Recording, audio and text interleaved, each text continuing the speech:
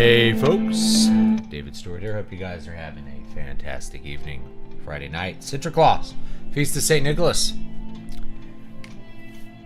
For those of you who aren't Dutch, but yeah. If you are Dutch, it's Sinterklaas with the Feast of St. Nicholas, where most of the stuff with Santa Claus comes from, for those of you who don't know.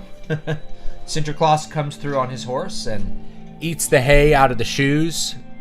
He's a rather Odinic figure, but that's the way these things work. He comes from Spain. And he's got Zwarte Piet, Black Pete. It's basically a Krampus figure who will take your children off to be punished in Spain if they're bad. I always feel like that's a funny part of the whole Christmas thing that gets just kind of pushed to the side, is like the Krampus figure. You know, it's like, where's the, you know, we have, oh, you get coal in your stocking. I'm like, that's not a punishment. That's a lack of reward. That's not a punishment. A punishment would actually be something like the Krampus whips you for being bad. We've discarded the unsavory parts of like these little Christian Christmas myths. But yeah, so it's the Feast of St. Nicholas. Supposedly slapped Arius at the Council of Nicaea. Don't know for sure. I think Constantine, I mean, the story that I remember is that he slapped Arius because Arius denied Christ's full divinity. And so Constantine had given Arius a writ of safe conduct, basically that he wouldn't imprison him or kill him for showing up. And Saint Nick had violated that, so he got jailed for a while. But supposedly he prayed, and he had a vision of the Theotokos who told him to take heart, that he'd be out of prison soon. And he was forgiven for losing his temper because of his righteous fury. That Christ had driven out the moneylenders in the temple as well, and denying Christ's divinity was to deny the temple, right? So cool stories like that.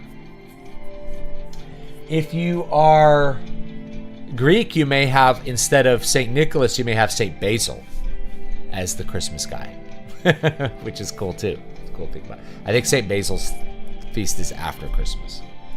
So I think the way to maximize the amount of presents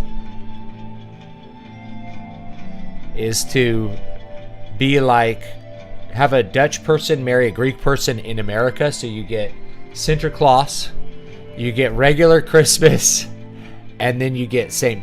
Basil's Day. So you get like 3. And if somebody's half Jewish in there and you can do Hanukkah, then you're golden. You're gonna get up to, because they might line up, you know, who knows, right? You might get like up to 11 days of presents.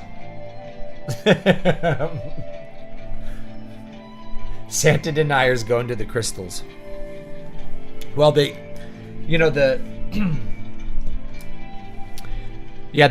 Dutch one, he doesn't have like reindeer because he comes from Spain, right? Not the North Pole. Now, I don't know why he comes from Spain, because he's from Myrna, and everybody knows that. But for whatever reason, he ended up in Spain. And Zwarte Piet is a Moor, right? Black Pete, his African friend, will punish you. Over time, they started giving Zwarte Piet like a chimney sweep brush, and he's black with soot. He's sooty, Sooty Pete. They make him Sooty Pete now because it's not really kosher. Not kosher is a bad word, but it's not politically correct to have Saint Nick's Moorish servant whipping children and stealing them, right? Krampus is just Saint Nick according to followers of Arianism. Saint Nick's got his slapping servant. Slap these heretics. There's some good icons here. Let me find some.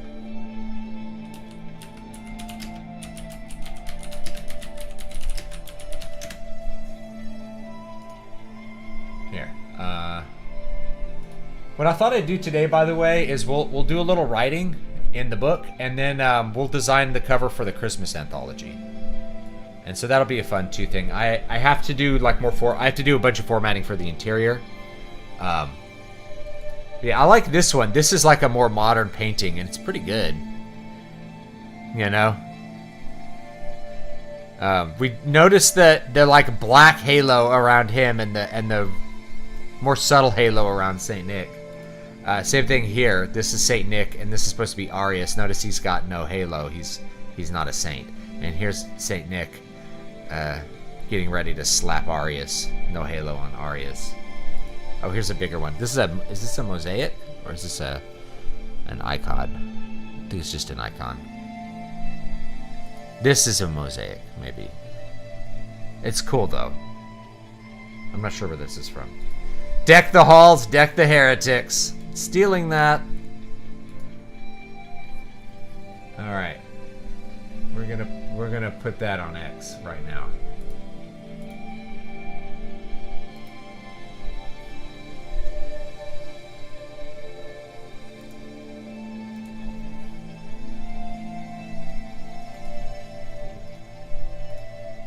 Quote.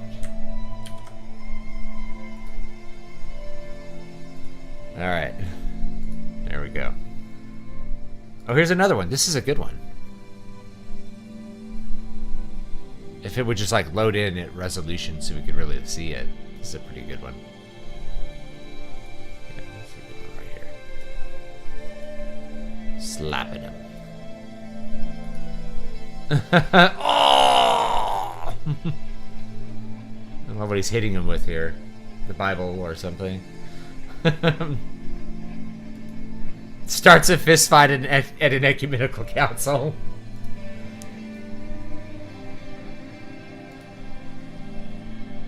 I like this one. He's just like perfectly placid and holding. That's beautiful. Oh, it's not. Oh my gosh. I didn't have it on. Sorry. I got confused with which window was active. My bad. Alright, yeah, let's look at some of these. Okay. Yeah. I stole this one. Deck the halls, deck the heretics. This is like a good modern painting. He's got like a black halo, and Saint Nick has like a nice little halo. And then, you know, a nice halo. And then, you know, no halo on Arius. You can get this printed. You can get a print of this. See, I'm going to make my wife put this up for Christmas. Like, this is our Christmas. This is my Christmas. This one's really nice, but the resolution won't load in. With, like, this actual gold leaf paint that they do in Eastern churches. It's pretty cool. Oh! Starts a fist fight at an ecumenical council. Here's Saint Nick. Saint Nick just gets like regular veneration in Eastern Orthodox churches. He's just around all the time. He's not just a Christmas guy.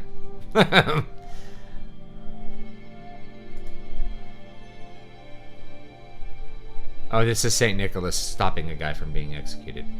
I noticed that they like draw the Romans, and this is not what Romans in the 3rd century looked like. They had this Segmenta Lorica thing going on. They were in like chainmail by then, I think. It's kind of an interesting thing. We have this idea like Romans look like this, and then you see like an actual historical reconstruction of a 4th century Roman. You're like, but that just looks like a medieval knight. And you're like, yeah. This thing, like the medieval, it's not like Rome fell. Like Romulus Augustus, like passed over his authority to Odoacer and was like, and thus we all became medieval, right? It didn't quite work that way. It's nice to think of that, right? It's like, oh, you're imagining Romulus Augustus in his toga, like, you know, handing a scepter or something to Odoacer, and it's like, no. And then Odoacer's maybe like the medieval guy. It's like, no, everybody was medieval by then, pretty much. Like late antiquity goes into the medieval, and the medieval goes into the Renaissance. Not only that, but like the late medieval, they believed they had like an ethos about a Renaissance that like they were going to reawaken and mankind is going to ascend and go to a big, like the Age of Exploration was kind of driven by an ethos of like, we're coming out of a dark age. And so we've just internalized that the medieval period was this dark age when it really wasn't at all, you know. There's more writings that come out of the 9th century than all prior centuries combined. For a dark age. That's the dark age. That's the dark ages. We have more writing from this, like the 50-year period after Charlemagne. You have more writing than all other writing before combined. Dark Age. You know. Anyway, it's a fun thing to think about. Here we go. Here's Saint Nick and Krampus having a good time together. Krampus is like, I'm taking this kid. He's happy. Look, he's happy to be hanging out with Krampus. So Krampus is my buddy. I love Krampus. I did Krampus Christmas a couple years ago. So we're going to design a new cover today. I'm not sure what we're going to put on it. Maybe you guys can help me. I'm not sure. I want to finish off the chapter, you know, of this. We've got how many words for that chapter? 3,500. So if we can write 1,500 words in the second hour would be good. No, when they would, you kind of realize when internet atheists say dark age, and even in the Renaissance, what they thought of as dark age was like, it wasn't necessarily spiritually dark. It was like people are stupid, kind of dark, and also it was just really brutal. It was a really brutal age if you were dealing with the Black Death, that people had this optimism coming out of the Black Death that like, once we get past this, we're going to be so much better. Oh yeah, that's a grok image I made last week. So anyway, yeah. The only real dark age I can think of is like the Bronze Age collapse, where Greek civilization forgot writing. It forgot how to write and produced no writing at all. They went from using linear A and linear B to not writing at all until they adopted a Phoenician alphabet. They adopted an alphabet from the Philistines, from the Levant, and then they had a golden age. But the Bronze Age collapse is a real thing. Egypt survived the Bronze Age collapse in a lot of ways, but Egypt has seemed to survive every collapse. Weird to think about the Egyptian culture going on and on and on for thousands of years. Very strange. All right. So here's what we can do. Let's actually design the cover a little bit. So I'm going to clear out some of my browser windows here because I've just got too many open. Maybe I was shopping, or no, I was updating a bunch of books, and so yeah, that just took a lot of effort. Close that one off. Get everything down here. Okay. But yeah, totally newer people, and actually I would attribute it a lot to the Enlightenment, because the Enlightenment had this attitude too. It's like, we're enlightened, and the people before us were stupid. They were just dum-dums. Meanwhile, like, there's like a degradation of philosophy from like Thomas Aquinas to the Enlightenment, in my opinion. But like, you know, I'm not the super expert to ask on that. Yeah, the Christian Dark Ages. You mean where like universities were created, writing was preserved, music was like invented, science was invented, astronomy was invented, telescopes were invented, compasses were invented, all the technology was invented, you know, and discovered. 70 forms of pottery down to 7. Largest building was a 100-foot mud hut. Yeah. I mean, it's crazy to think about that. And, you know, there's a lot of historians that have written stuff about it that I just find really fascinating. And it's kind of influenced me. It's like, how does a dark age happen? Well, it happens through division of labor. This is my, I don't know, it's a theory, a hypothesis. I can't test it until we have a dark age. But, aha, my hypothesis was correct. We all forgot our technology. And meanwhile, we're like, sitting around the campfire. It's like, shut up. We're trying to cook a rabbit here. But anyway, yeah, like you have specialized scribes, and if they leave the city during an economic collapse, everyone forgets writing. If they're killed by an invader, if your scribes are killed, then you forget writing. If your blacksmiths are killed, like, you forget how to make weapons. You can like forget how to make iron weapons if the specialized people who know how to make them die, or if they're like, so a plague. You know, if you have the Black Death and it wipes out 30% of people, and there were other ancient plagues, right? They're in the Bible. There's plagues that killed. You know, I'm trying to remember what the plague under David killed, but it was a substantial portion of the population.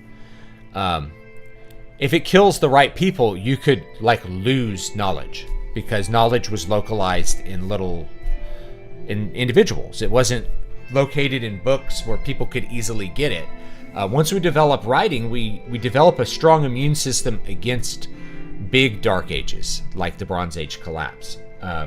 Once like writing is fairly thorough and we have a way to permanently or semi-permanently record knowledge. Because what were you doing with the book? What am I doing with the book? This is not a great example because this is fiction. It's not real. But I'm moving knowledge from the past into the future by putting it in a book. So someone in the future can read this and get what's out of it. You know. So if I write a manual on how the internal combustion engine works, and we have those, then somehow we have a dark age because of a nuclear apocalypse, and then it's like Canticle for Leibowitz. You rediscover the book on how to do that, and then you remake it, right? But if that book was never written, and it was just like a guy who knows how to make engines, and he's the one who knows how to make them, and he dies of the plague, then that's it. Your culture lost engines. And so, yeah, we're not sure why. Like, there's this idea the Sea People came out and conquered, killed everyone. We don't know why the Bronze Age collapse happened exactly. There's a lot of ideas that I see get thrown around. They're all really super interesting. But whatever happened, these like palatial kind of centralized governments just dissolved. People left and went into the countryside. They forgot how to do things. They like what David Vine says, they forgot how to make pottery. Like this essential thing that you make. How did they forget how to make that? Well, there was probably there were specialized people who lived in the cities who made lots of pottery. So their knowledge was focused on pottery, and they traded their pottery for other goods and services in a basic economy.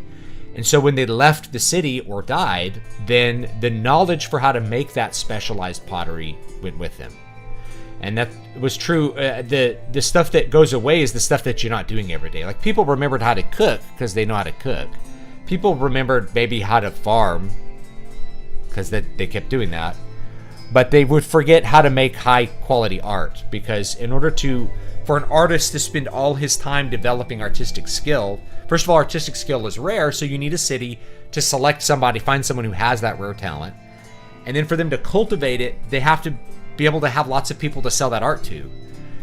If they're just in a village of 30 people, 30 people aren't going to support one guy so he can like try to master painting. It's just not going to happen. So the more rural the society gets, the less artistic output it ends up having. And that you see this with the decline of both the West and the Eastern Roman empires in the late antiquity. The number of writings decreases. I think it was Justinian. I could be wrong. Justinian went out and was like grabbing people to make them come back into the city, because people were leaving the city and like, I'm gonna just go out into the country. Hey, we're doing it now, right? We're leaving the city and we're going out to the suburbs. We're going out to the country. We're going to go buy a cattle ranch and disengage from the polis, the city culture. So you had a ruralization of the empire that happened, and with that went a decrease in the artistic output. There's not as many people in cities, so there's less reason to build monuments. There's not as many skilled artisans to build them. There's not as much money in that location to pay artisans, so the cultural output decreases as the cities start to empty and people become more ruralized. And so the medieval period still had tons of artistic output, but it was almost all through the church, at least the stuff that we have. There's plenty of folk music that existed, but like most of the music we have was written by, clerics for use for the church. Agreed, that's basically what we were taught in college.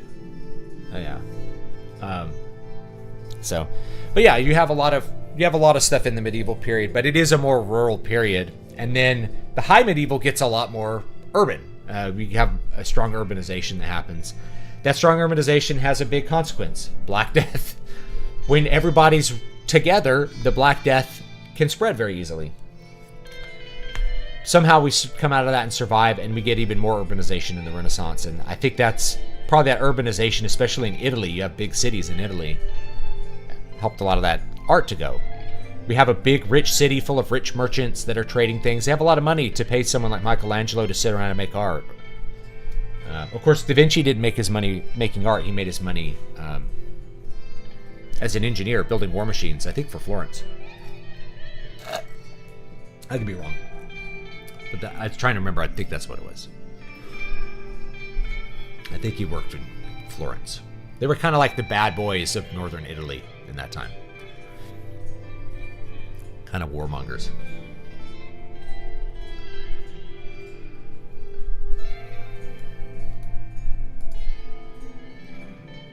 All right. So here's what I like to do for the cover. So in order to keep the theme of the Christmas stuff going, let's head over to Adobe Stock. You know, I kind of like these simple covers. Let me show these to you. Here's one. So we'll do another one. It'll just be available the second half of December here. There it is. So, you know, it's pretty simple. It's a color with a, you know, like an image. I really like this, like, snowflake dragon. I could just reuse that if I wanted to, but I think it's more fun to have it be different. And this is just like an image of the Krampus on green. So we've done red and green. We could do white for this one, I think. Might be good. So we'll start with like a white cover. White covers are kind of, I don't know. I have some white covers that I've done, I think, but I think they can look okay. Some people are against white covers. Let's see here. Okay, Adobe Stock. Boop, boop.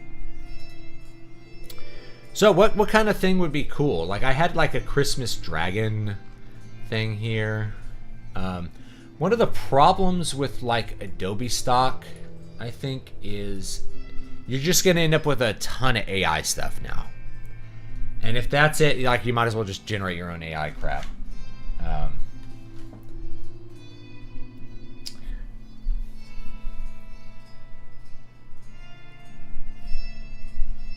Let's type in Christmas Dragon. We'll do a Christmas, because it's a fantasy one, right? So look, this is AI. I think we could turn off AI. There's stuff that's not listed as AI, which probably is. This might not be one. But like, see, this is AI. You could have the AI draw you something. You know, we could have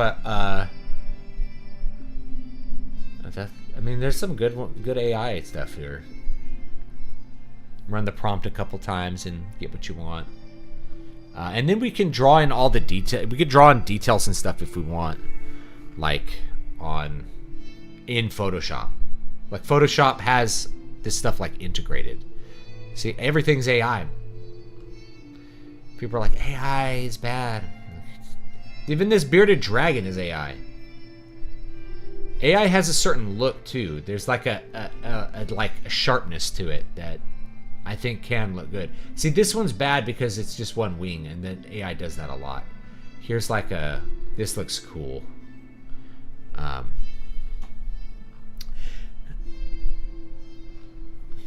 But I kind of like a central object on a color. Maybe to kind of complete the set.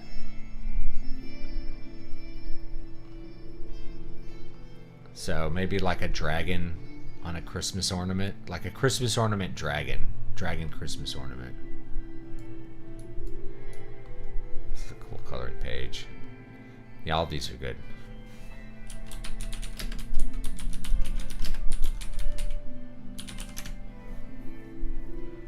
Alright. See, this is pretty good. I'll use someone else's AI stuff. I don't really care. You could just have Grok make it for free. But I have an Adobe stock plan that I haven't even been using it. I need to cancel it. It's a waste of money because I haven't been doing all this stuff. I haven't been using it a lot. It's AI. Everything's AI. Yeah, I think you could turn off AI.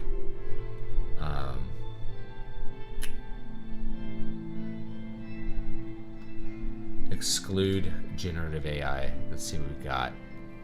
Yeah, you could see. Here's the dragon I used for the first compilation right here. You know, you could see just how fewer options you get.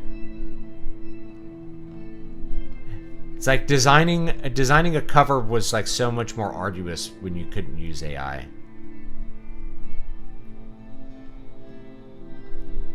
You know.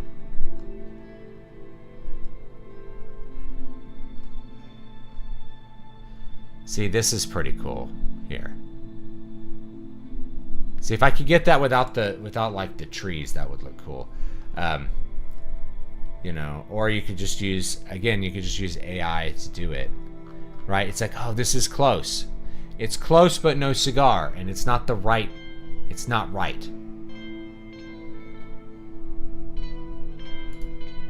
Reference this.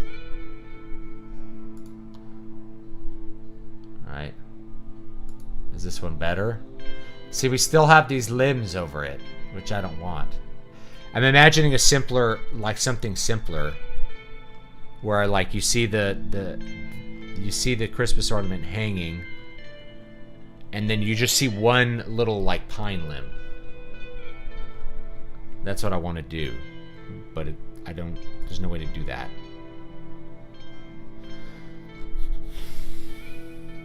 Again, yeah, it's close, but no cigar.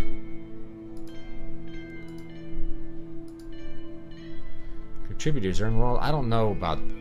I'm like, I haven't done this really seriously, like in a year, and so, it's weird for me to not have been doing this for like a year and just be like, I don't know how everything's changed and everything's weird. And I could probably like generate something. Let's get rid of that.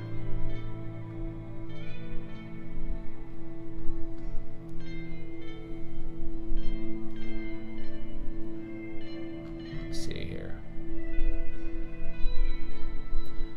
I could probably generate something right here.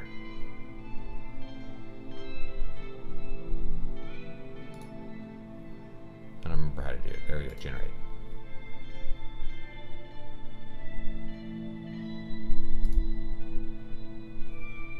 I could also just try it in Adobe Photoshop. Like, maybe in the future, like, we just won't have to ever leave Photoshop. And at the same time, everyone's like, I gotta de-Adobe my life. I'm like, you can go two ways with this. Because we could go all in, or we could de-Adobe. We could de-Adobe our life. Okay, what happened here? This is Premiere Pro. I didn't want Premiere Pro. I clicked the wrong button. I wanted Photoshop.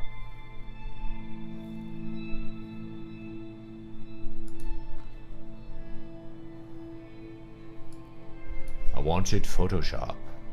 Will it open? Oh, here it is. Okay. Let me pull this down. We have our thumbnail for something here. What I have over here? What happened? I got some thumbnails. I liked this one. I made this image with Grok to kind of test out Grok. It like made a campground. I'm like, okay, now put a neon city in the background. I'm like, perfect. We don't need to save that. We'll save that. Let's do a new one. So we're gonna do this at inches, 8.5 by 11. That's our target size, and we will do all the other manipulation later. If I'm designing it, I'll do like another live stream if we're like out of time for this. 8.5 by 11, 300 API. Okay, there we go. We're gonna do layer.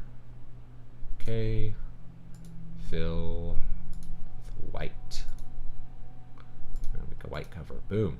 Now let's see if we can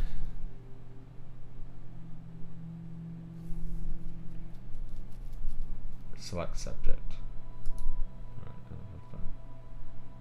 Could find a subject to select. Okay. Let's see if we can make a.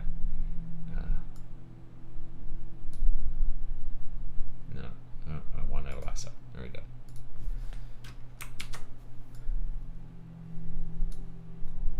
Generative fill. Dragon. Christmas. Ornament. See what it does. Let's put it through its paces, eh?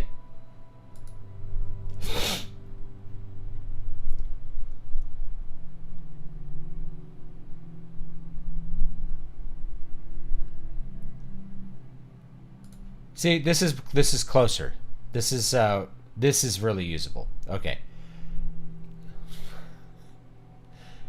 Now we're getting into I can use this territory. I can use this. Watch, we're gonna design this like so fast with this garbage AI. It's gonna make my head spin. All right, next thing is this lasso tool. I wanna.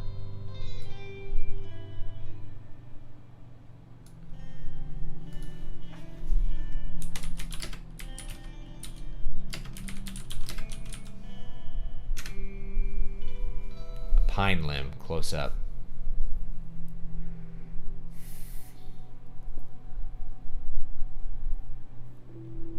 There. All right. Hold on. No. Let's oh, we can make it come from this side. Oh shoot.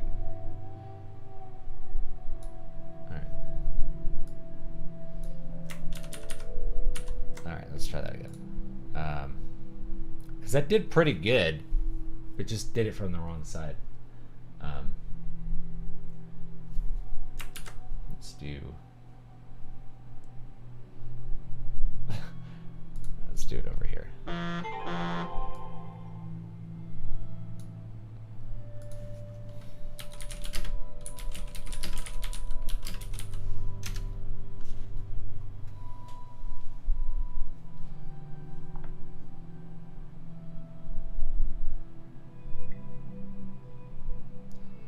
Nice little spam. Oh, I could pick different ones.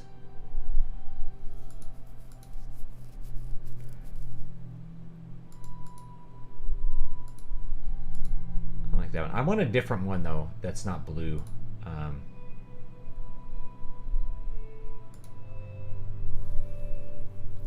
I would like one that like the dragon's red, and that the ball is green or something, right? So let me hide some of these. Let's try this again. I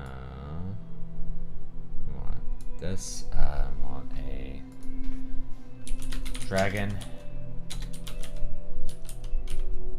Christmas ornament.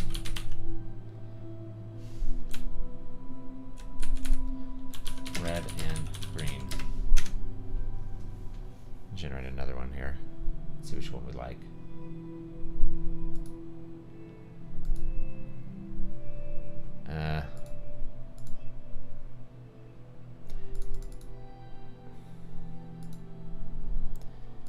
I don't like any of these.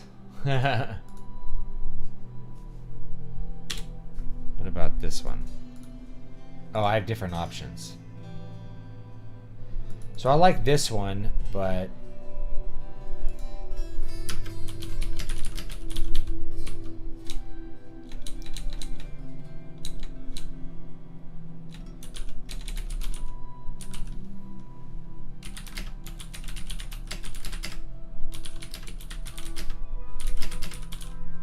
let's do a green dragon.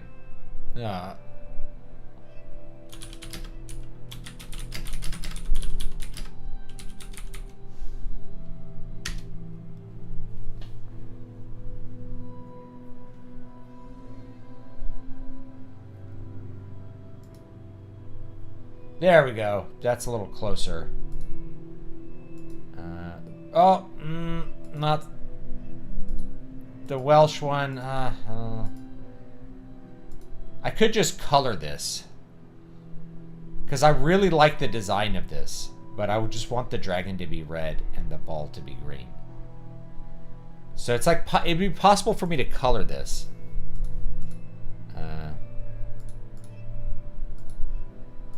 Let's generate some more. Like, it's getting closer.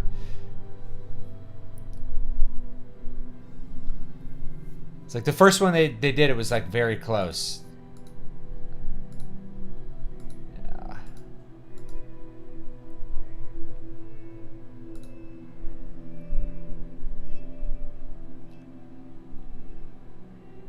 So this one's pretty much perfect. I could use like some tools to dial the colors in. So we're just not. This one's perfect. Let me see if I could play with the colors a bit. Or we can make the background green. Or make the background red and the tree limb green.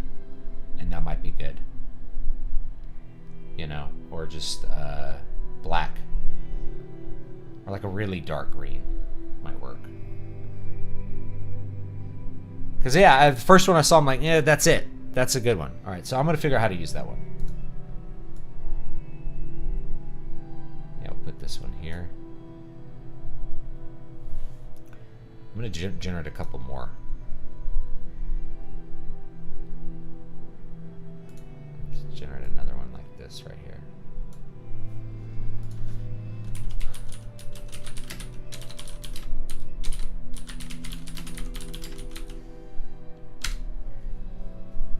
Try Christmas tree branches close up.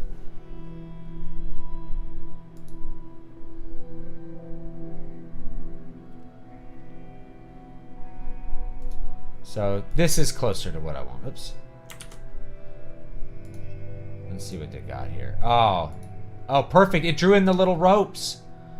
Oh my gosh, it drew in the little ropes for us. Okay, number 2. Number 2 is where it's at. Okay, perfect. I'm gonna, I have that one. We can also do like a blending mode for this too. That would be, I think, because it's picking up the white background. Yeah, let me change the background color. Let's do something like this. We'll do a color overlay. We're gonna do like a really deep green. It's down in this area here. And there we go. And we're gonna like significantly darken it, so it'll work pretty good.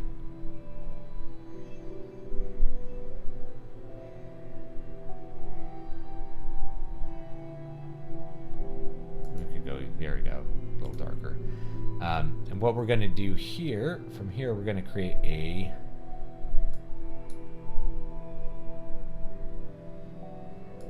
another layer here, and we're going to fill it with we'll do black. Okay, then we're going to do screen, and we're going to create a inner shadow, and that inner shadow is going to be black. It's going to be pretty big here. Distance is 0. Full opacity. As we go in here. Okay. There we go. Layer, new layer. This one's good. We're going to grab our paintbrush. Actually, for this one, we're also, yes.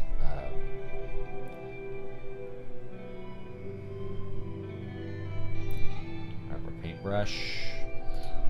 We got black. Let's make this Nice and big. You guys actually can't see my tool adjustments very good because of where I'm at. So, hold on. Just put me down here. There we go. All right. Now you can see what I'm doing. For anyone that cares about the tools. Hardness 0. Let's go big, big, big, big. Too big. Let's go. No, that's too big. It's hard to find an overlap. Let's go. 1100. Perfect. Okay.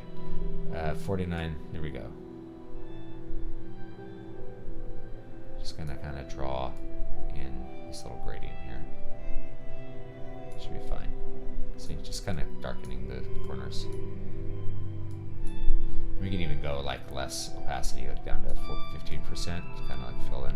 There we go. Okay, so there's our background. It looks nice, except for the fact that I drew this. I had the robot draw this on white background, so we'll have to do something like double click that. Where's the subject select tool? That's not it.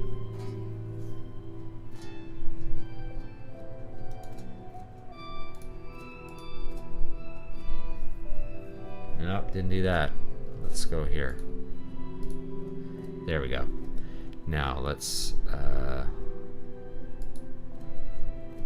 we got that. We are going to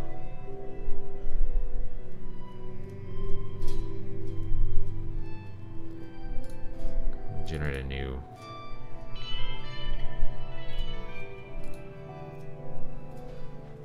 mask from that, because the mask is like the original selection point. So let's do layer mask.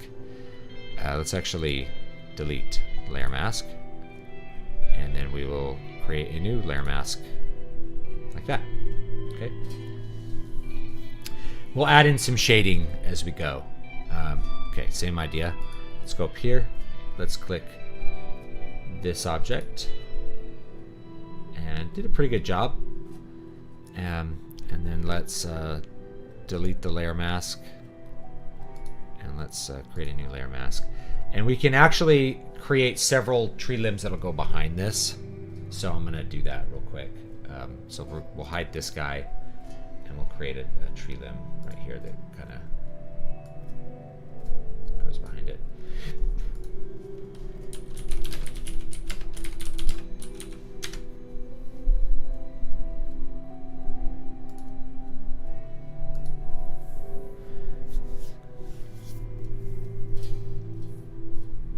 Yeah, so that's a good one. That one actually just looks better. So I can just generate new ones because of the difficulty of getting the object edge to be correct. You know? Because it's difficult. I can also change the background to red, which might actually look better in this case, like a really, really, really deep red. But since we're like this, the problem here is going to be that we drew it with that background. But we could probably just draw more and more of those if we want to. Like the green on green would have red letters. Look pretty good. We need to have some shading on this too, so that's not too hard to do. Watch what we will do. Where's our brush tool? Okay, do this. I don't know, what do you guys think? Green background or red background?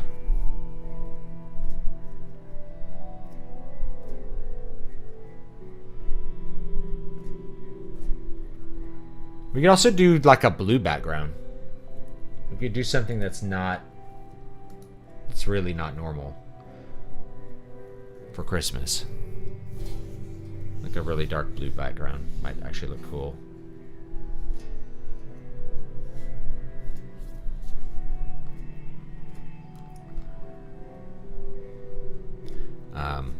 But anyway, let's do a new layer. We're gonna mask it to the bottom, to the layer below it. So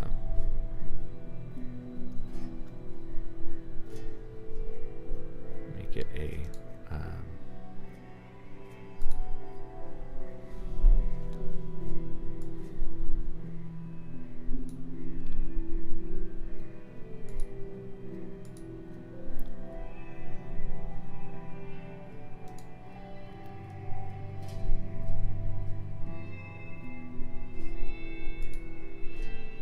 Basically, we would just shade the outside of this. Like this. Gonna build up some shading. And then we'll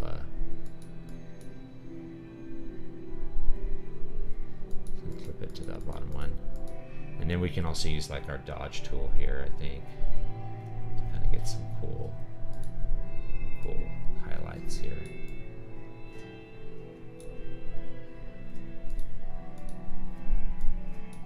I think that looks okay like that. Let's get my brush here.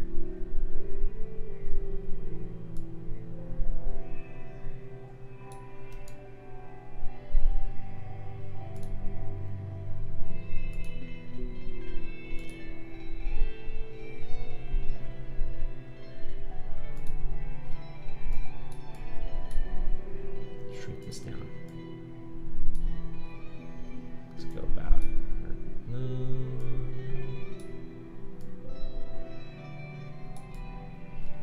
let's get really darker here. There we go. We just shade it, you know, it's just shading a ball, you know.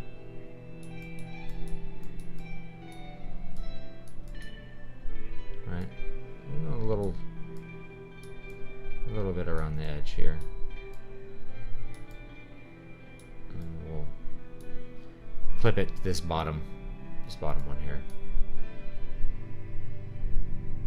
Used to have a button that would just do it, but doesn't do that anymore.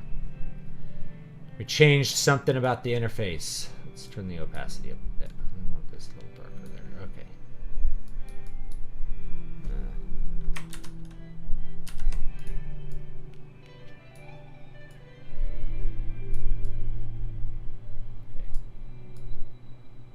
Right.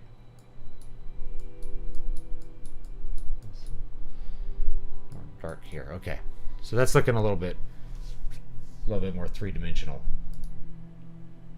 Yeah, we could try red. I think red would pop more. Red's not a neutral, very neutral background color though. Blue is. Green, not so much either though, you know. Yeah, the green tree branch and the green background, David, I think you're right. I think we need red. Which, that's not a big deal. We go color overlay. Let me just change it to like red. But it's gonna throw a lot of our stuff off. I want like a dark red, like a really dark red. See, the tree branch has green now. But we'll just draw another tree branch. We could just draw more tree branches. It's no big deal, really. Okay, yeah.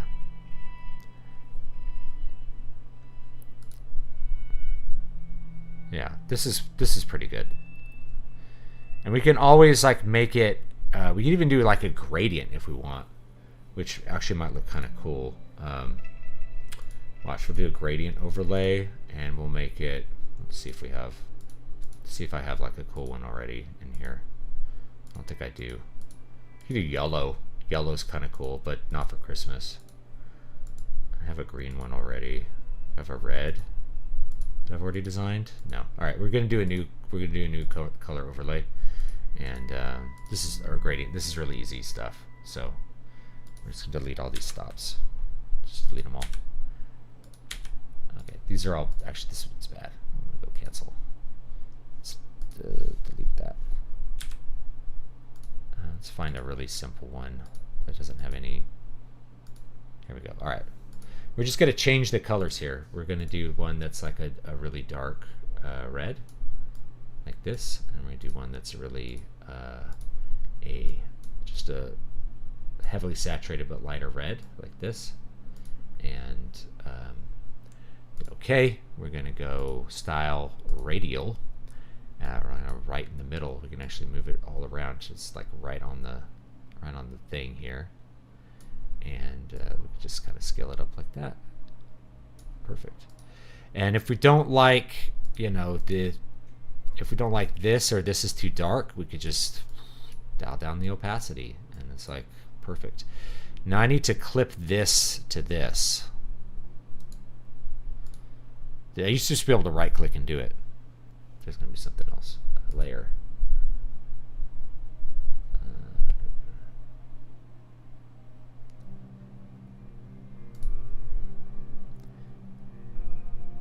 I could also just like make a, you know, make a new thing here, but it's really, it used to be a lot simpler to like clip to below.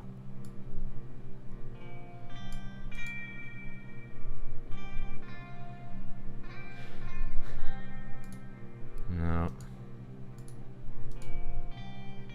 There you go. Oh, I have to click off of the actual thumbnail to do that. Okay, there we go. Now it's got a little more three-dimensional appearance to it. But I feel like I want to get it just a little bit darker here, you know, around the edges, because that's going to make it look a lot more 3D. So, yeah.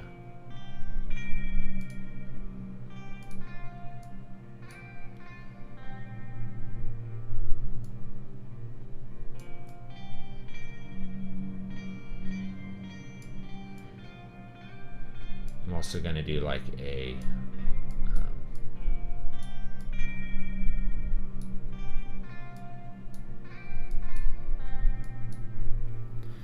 right, I'm also going to do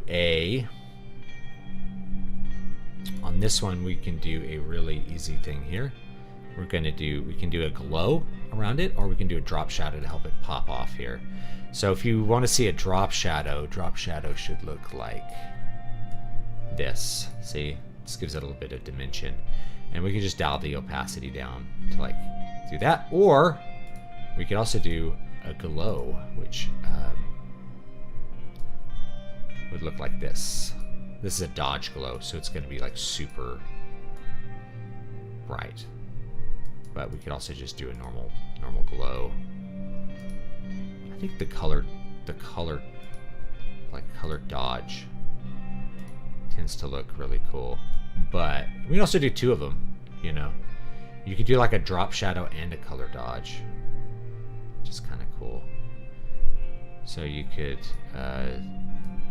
there you go, just kind of shrink, make the size big like that, and then bring the opacity down and make it really soft. You can even make it like a gradient style here, so it just really kind of pops off here. Okay, now let's go ahead and take that off. See, that looks kind of bad. Let's do another generative doodad here.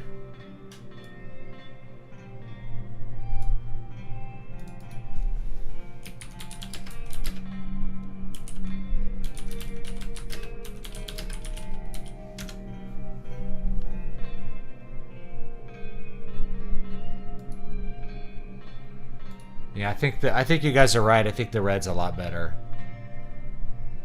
All right, that did a kind of weird. Oh, it's because it's here. Oh yeah, we did it in the wrong order. Let's just let's delete that sucker. All right, let's put it up here.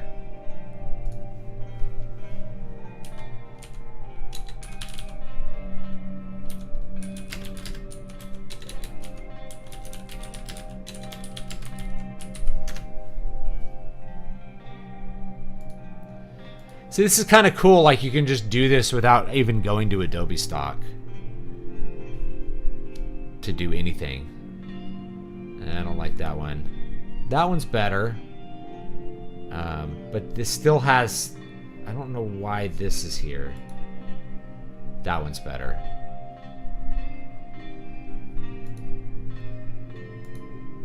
Let's try that again.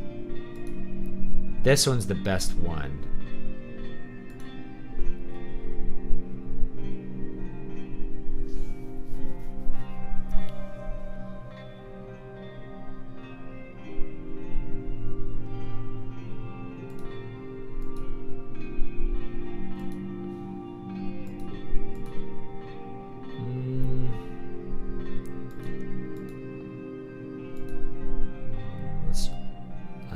With those, let's delete that. Let's do a different. Let's select some different margins here, right?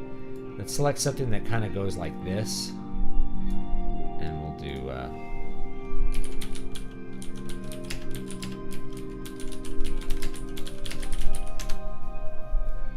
Oh, I didn't get this all the way to the edge, but we'll see what happens. I messed up this selection a little bit.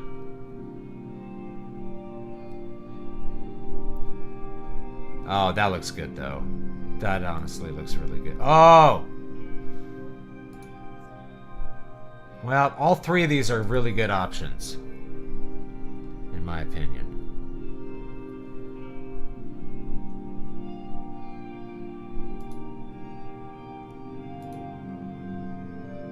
This one has like a little pine cone thing on it. I like the ribbon. But I could also like circle that. Check this out. Like I like it. I'm gonna circle this.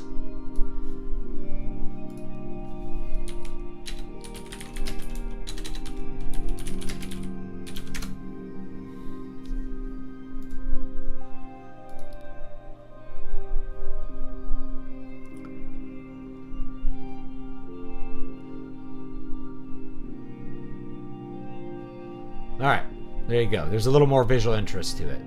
Perfect. Let's go down here to this layer. We can also change the blending for this layer to be something like a burn layer. Oh, dude, that looks rad. But I wouldn't be able to have it at like a full opacity because it kind of makes the sparkles pop. Kind of like a sparkle thing going here.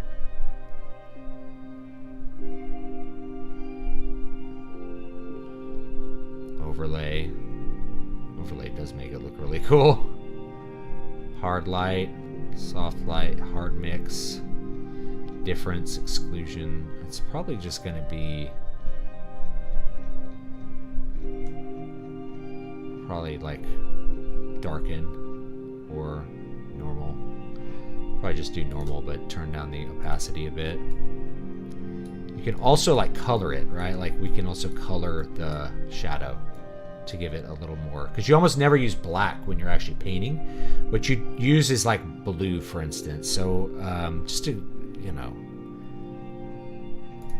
we could do like a color overlay of red. See, that turns it red. We could also do like blue, right? Though I think the red looks pretty good. So that's a painting technique, you know. Make it like a really, really deep red.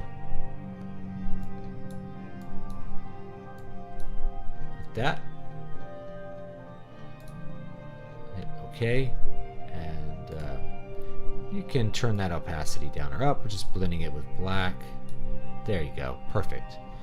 Nice red blend. It looks like red's reflecting. You know, we have red all around it. We can also do some stuff with the limb too, if we want to. The same idea. Anyway, I think that's a good image. So let's go up to the top. I'm happy with the way that looks right now. You can always do a lot of tweaks. Like I'll put some lens flares at the end of this. Okay. We're gonna go up to the top. We're gonna do let's do some typography work. Now, what are we gonna call this? Fantasy Christmas Spectacular 2025? Or I'm gonna call it the Eternal Dream Christmas Special. What the heck are we doing here? No. I want the type. Oh, here we go. We'll do an E. Give me an E. And it's better be Cinzel Decorative. And we want a D. And let's go ahead and do this now. All right. Here's my type thing. We could do Trajan Pro. It's very nice, but if we really want to juice it, we're going to do Cinzel, which is what I've used for like every book here. Cinzel Decorative. I actually don't like the way the E's look on Cinzel Decorative, so I will probably change them, but you can get this two ways. Now, against what most people believe, you don't use bold fonts on big titles. You don't use bold fonts on big titles. This is actually not a bold font. You guys can't see it, but you use regular weight fonts. If the words are big, you use a lighter weight font. If the words are small, that's when you use a heavier weight font. Sometimes I will use bold for like ebook covers so that like you could see the cover really big, but see how elegant those letters are? Don't use bold. If it's big, don't use bold. Regular weight. Use bold as you shrink it. So there's your tip of the day. All right, then we're going to do eternal. So we'll do eternal. D in there. Dream. And then we're going to do Christmas. Wait. Okay. Histmas, and we do another. I like to have all the capitals separate. Big C. Alright. Let's size that up. Whoops. Somehow ended up at the bottom. It's up here. Alright. Okay. The EDC. Now we get to do some design here. Let's size this up to 100. See what 100 looks like. Okay, 100 is nice and big. Is it big enough? Let's try 120. There, now we're big enough. And this one, let's do 48. Okay.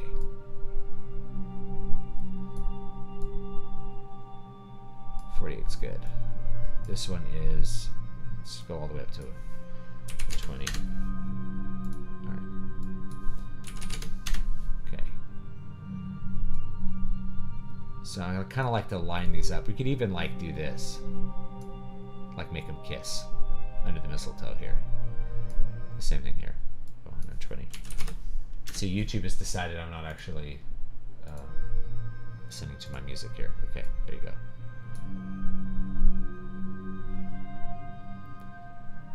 And this is what we do here. 50. Oops. I didn't want.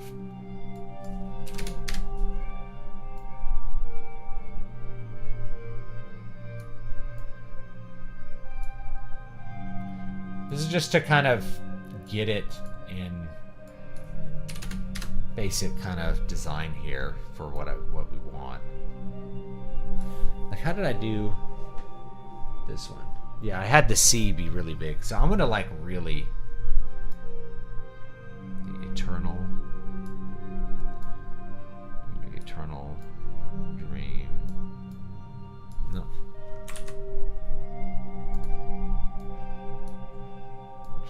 Christmas. I really like things to go into the C. So we could also do like Eternal Christmas Dream.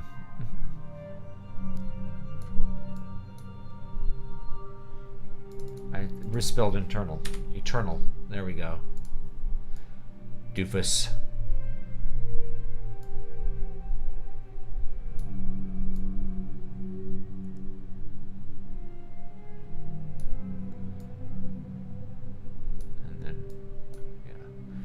Just make these like way bigger. So yeah, this is the part where I like play around with fonts, guys, to like get the design correct. It's kind of fun. Like get the design. See, and like you want this looks bad, this looks good. So it's kind of hard to like how you want to fit this all together. You do. Oops.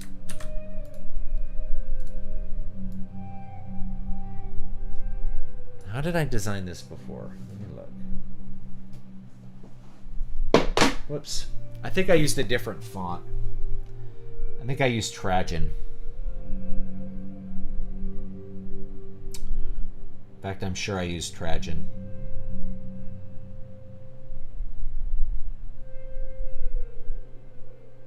Oh no, I used Trajan. I used a different font just for the C. Oh, I'm weird.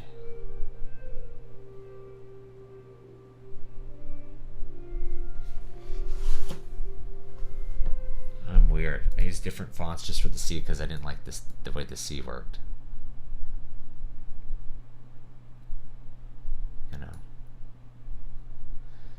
So like this C is really big and it's kind of hard to get stuff into it like this. You know, you could do this cool like little overlap thing right here.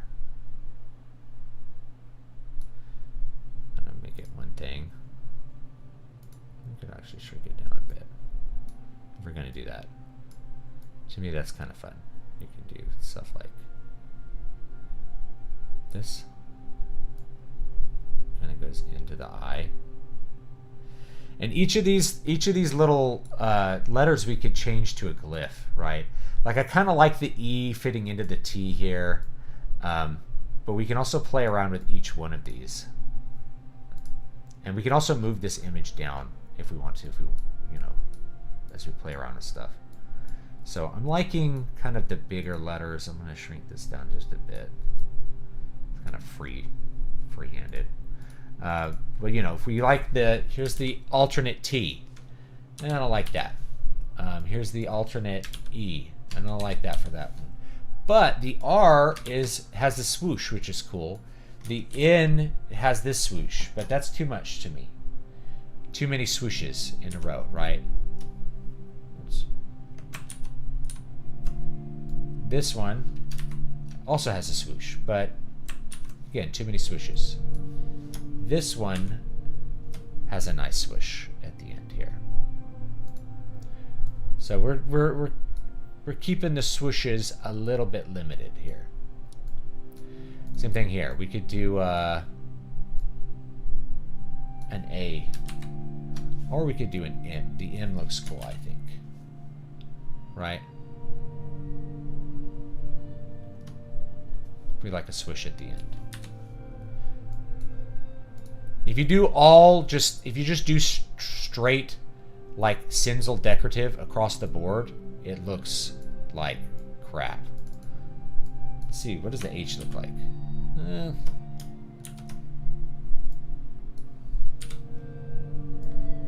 The R here, the I think is very cool. I think it creates like some cool interest here. You can kind of fit stuff in or have it like that. A big C.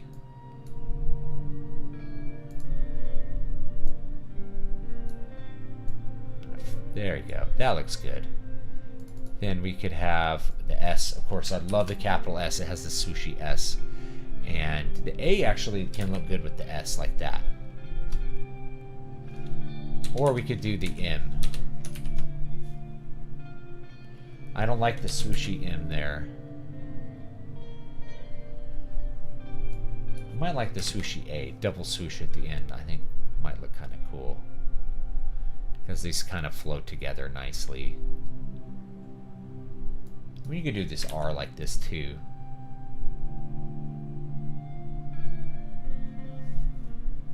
What does the N look like again?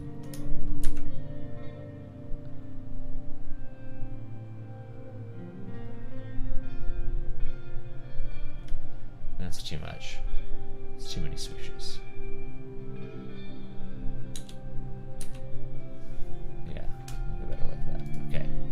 Now we're getting to a design that I'm starting to like. I really like when the typefaces can, or the fonts, the letters can kind of fit into each other really well. Like we could do, like this looks really good like that. Just kind of space this out just a bit more.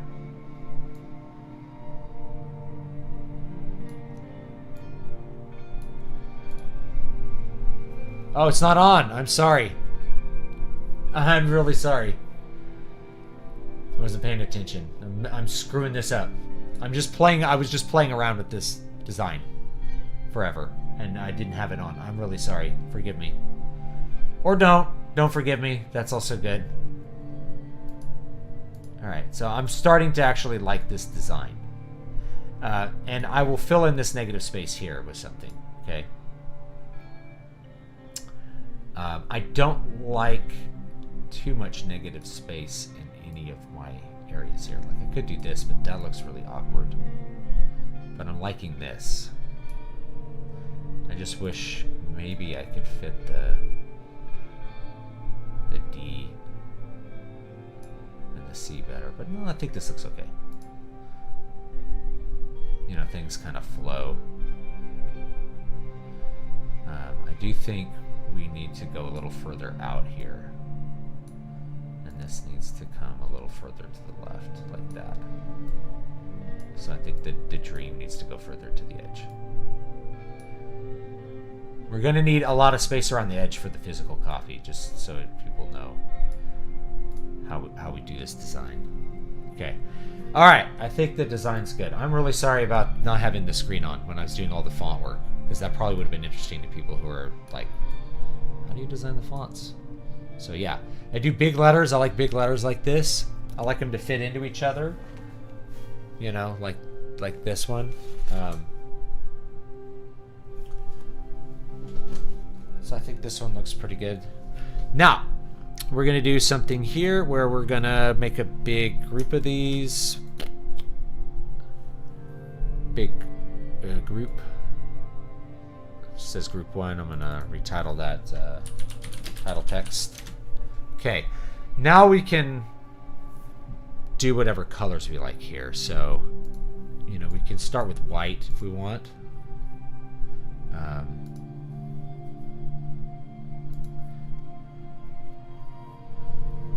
Make them white. I think it's good. For now, I'm going to size a lot of these. I'm going to size them up a bit. I want the, what are we at here? Let's make them all a little bigger. Right now it's at 50 point. We really want it to be closer to 60.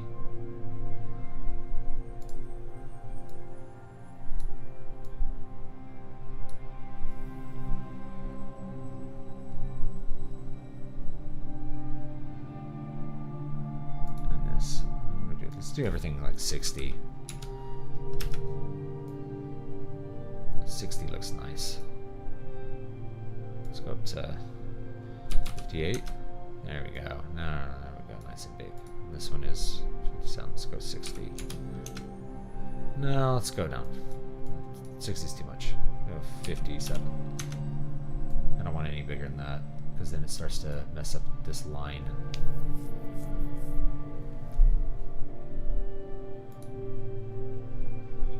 That's fine. It doesn't have to all be the same size. Okay. Check our kerning. How's our kerning doing? Well, it could be better. So we'll do our spacing here.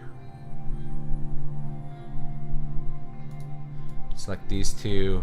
Let's shrink this down to like -50. There we go.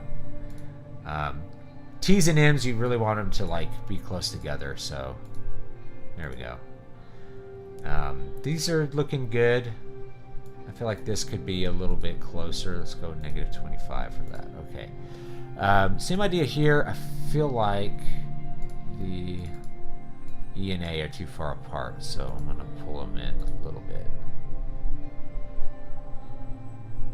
Let's pull them in to like, there you go. And I feel like these are, let's do this -50 there too. Okay. That looks a little better.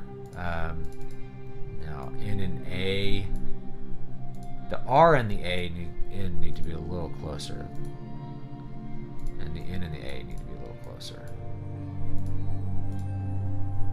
Okay, E and the R need to be a little closer. -50, right? There we go. That looks better. The S and the T are a little far apart, so I'm going to go like -25. Oops. There we go. These things kind of fit together. Closer. There we go. Nice and even. So things that look even and look good are different than things that are even. That makes any sense. The point when you're like playing with kerning is to make things look really even.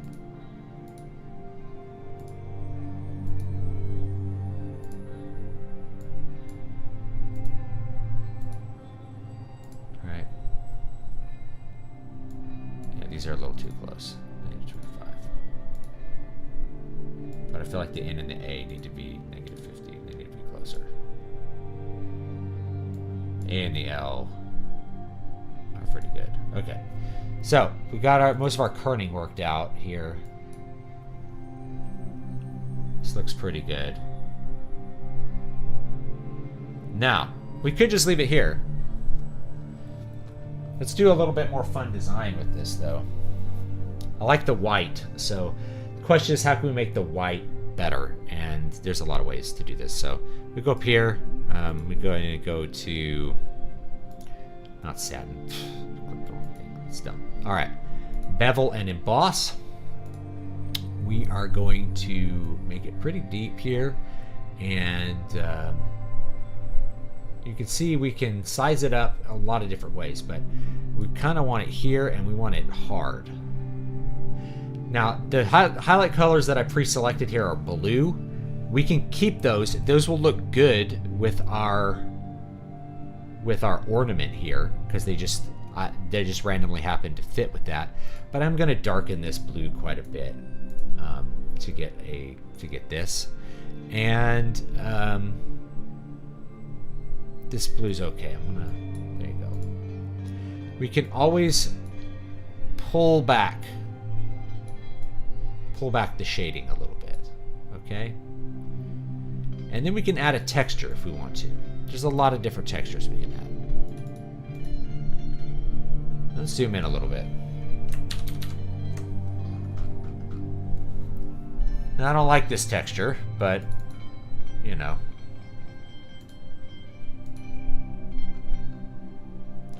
Legacy patterns. Stone.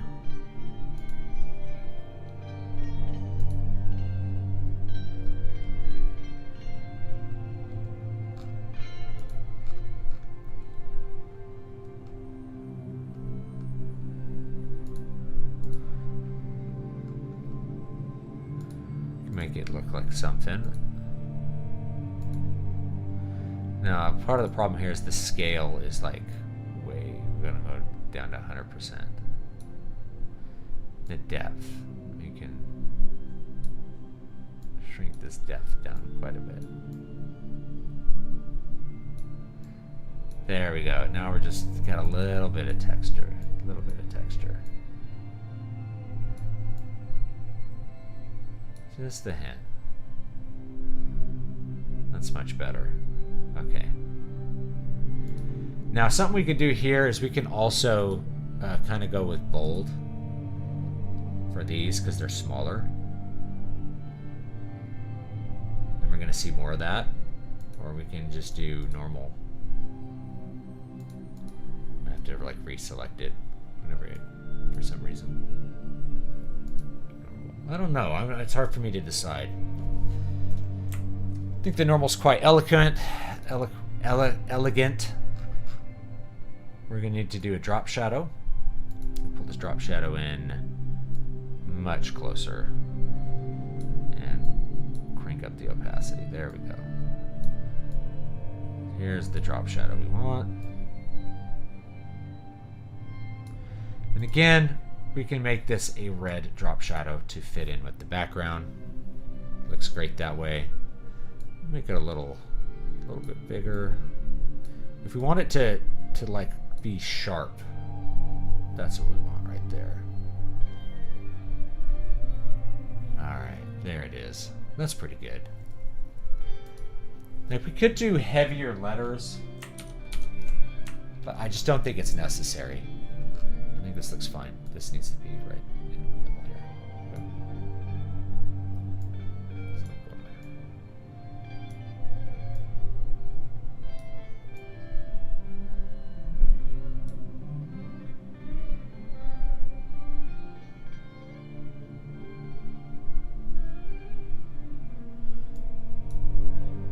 This is fine. All right.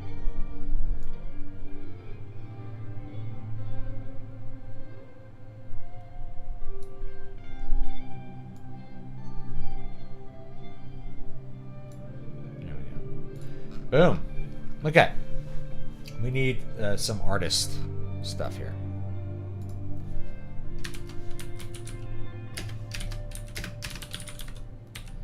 Alright. This is still in the same group, so we're going to pull it out of that group. And it'll magically transform back into normal color. Color white. Just do white. Font. We're going to do... Where is it? Cormorant. Not Unicase. We want small caps. Regular. Okay. That's what I usually use for my name. Cormorant is what I use. Good, solid font.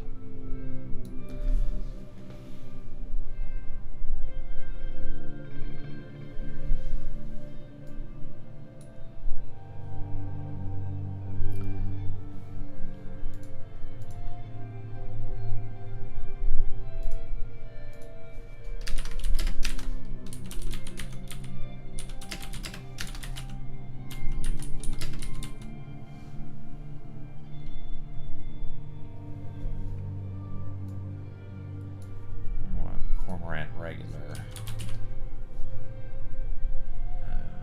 Medium. Cormorant medium. Semi-bold.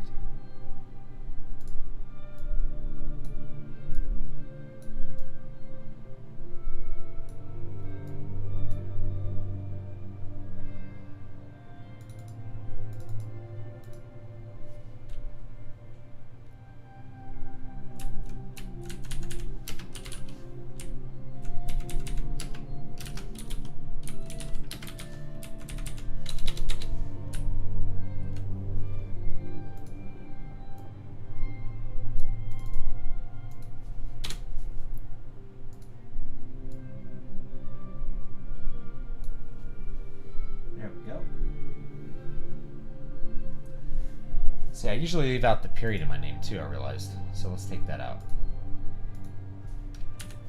Boom. David V. Stewart. I can also do like David Van Dyke Stewart sometimes. That works as well.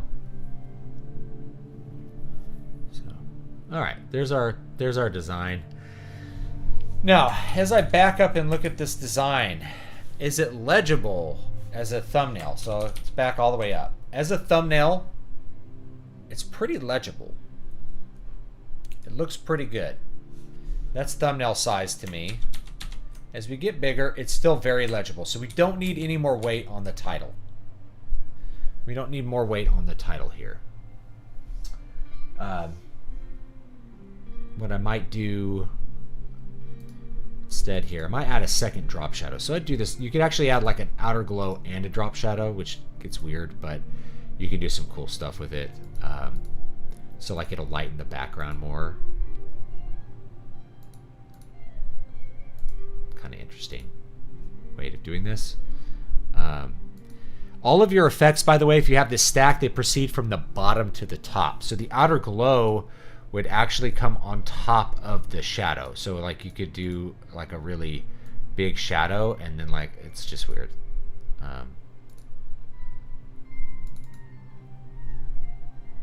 We have a color, well, we have a white color overlay, yeah.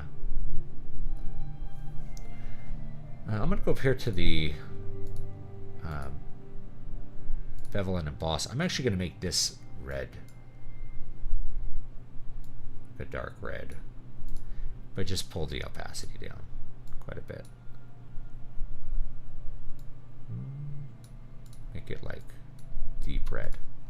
And then the highlight is going to be like this blue color. We have a blue and the red. We could even make the letters like blue if we wanted to. Like we could just do like straight up blue. You could do a gradient overlay that's like, to have a blue one in here somewhere.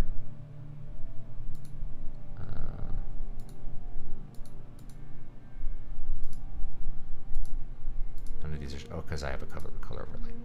We could do like yellow. What is this one? Gray. You could do green thing. Green overlay. I think I like the white for this one. This is like a multicolored poop fest there. What's this? Something else. Pattern overlay.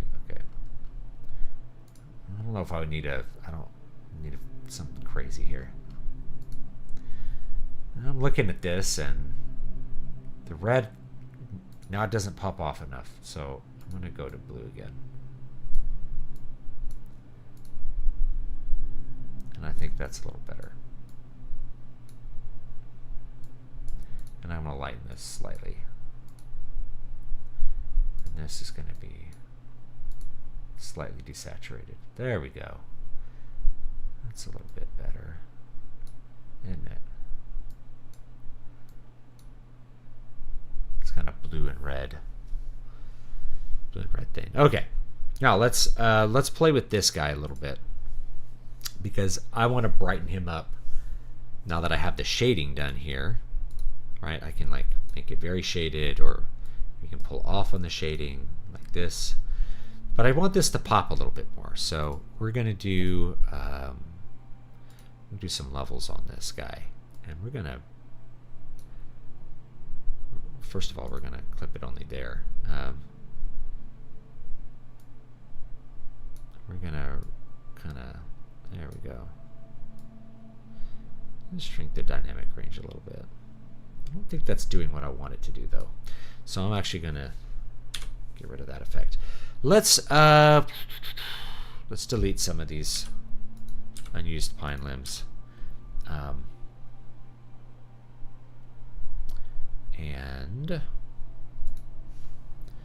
I'm going to put those in a nice folder together.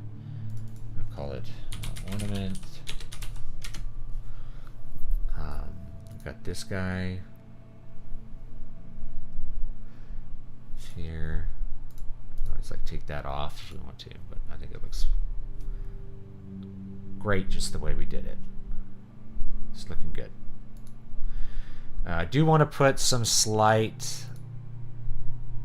We're gonna group both of these together. Call it author text, and we are going to put a drop shadow on those. And we're going to make that drop shadow pretty tight. There you go, perfect. White letters are fine for this kind of thing. We don't need them to like be really pop in here. And we can also put stuff in this negative space. Like I'm going to put a little thing that says like contains 10 books. You know. Oh yeah, we need that. We need the year. We need the year here. 2024. Not SO24. What the heck? All right. And I'm going to put that in here somewhere. Okay.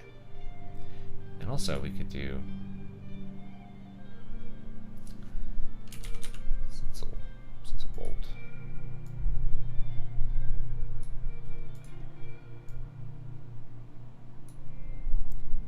There we go. There's our design. Looking good.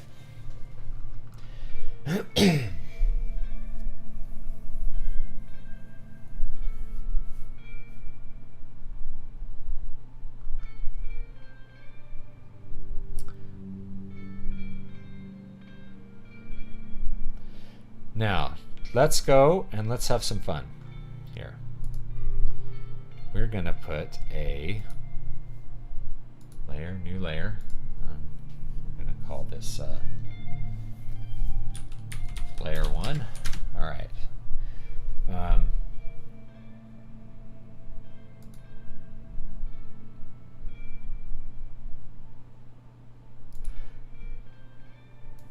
Oh.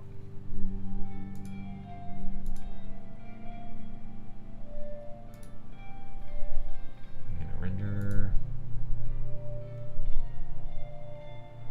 And we're actually going to set this to screen for now. And then we're going to go filter, render, lens flare. And we're going to put the lens flare, you know, somewhere in the middle. We can get something, I think the red, the kind of reddish look will look good. The movie prime might look cool too, but let's just start with this guy. Like that. Kind of right towards the middle here.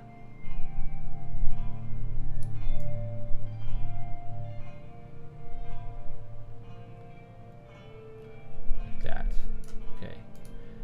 So then we have a lens flare here, and we can just put that lens flare kind of wherever we want, and it's gonna notice it's gonna add a little bit to this whole feeling here. And we can always like turn down the opacity if we want to. If we feel like it's like bleaching out part of the picture, we can turn it down a bit. Another thing you can also do is you can do instead of screen, you can do something like color dodge, and you'll get some really crazy effects. But I like to use stuff like color dodge on the text, because I think it looks really cool. So what you can do is something like lighten, which I think produces this nice intense like ball. You have this nice little ball here. You can put like wherever you think the light should be, so that works good. Whoa, that looks cool.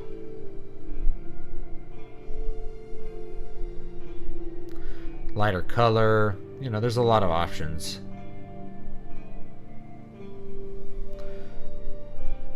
But I think I'm going to keep screen for this one, because that's just how it needs to be.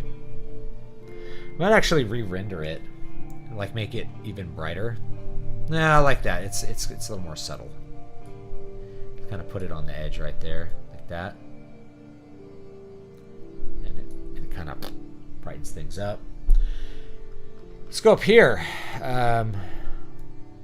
that down there. Let's do title text. We're gonna do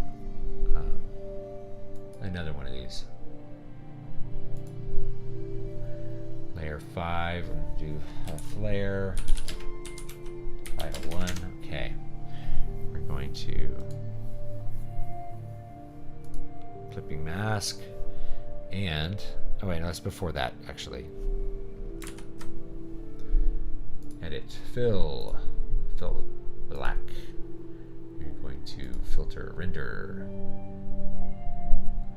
a lens flare. We're going to put this lens flare up here. We're going to make it this guy, roughly on the C. Okay, roughly on the C. Okay, I'm going to switch that to screen. We're going to find just the right place that we want to put it. For me, I think like for this one, I feel like the tip of the C just looks really cool. Okay. Then we just dial down the opacity quite a bit. You know, or you could put it over here, you could put it here, wherever you think a lens flare would be cool. So put it. Actually, I'd like it. I'm going to put it right here, and I'm going to change this to color dodge. Then you clipping mask it, and then it's only on the lips. Then it's only on the letters.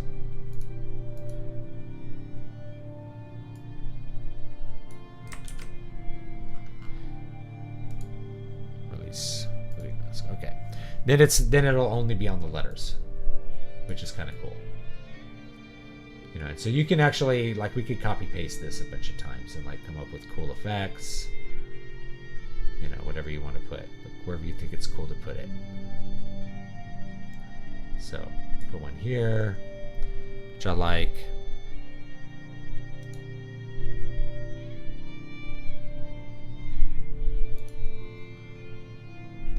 And for some reason, that's not showing up at all when I do that. So I'm gonna do it. I'm gonna do it a more ghetto way.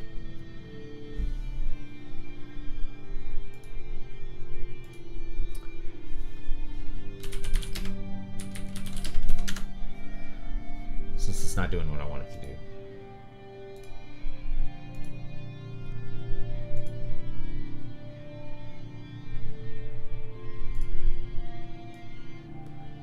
guy up over there. Okay, I'm gonna go to screen for now. Go up here, like that. You can actually do 2.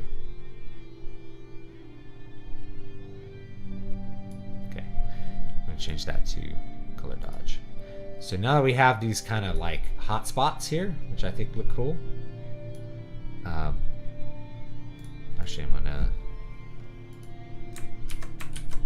duplicate that, and the second one's gonna be screen. And the screen's gonna go on top, but it's gonna go way low opacity, just like that.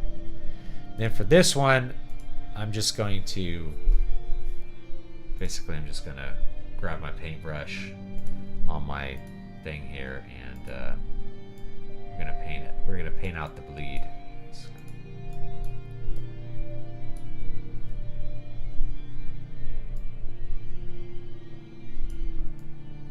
Paint out some of that bleed.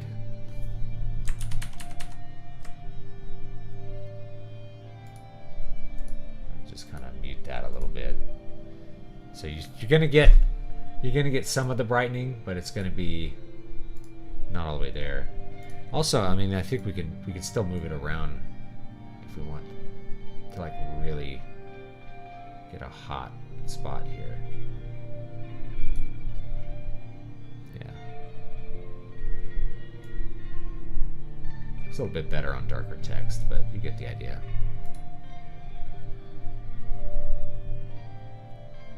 Here's my paintbrush. Shrink this down a bit. There you go. Look at that, just as a subtle thing. We have this on top.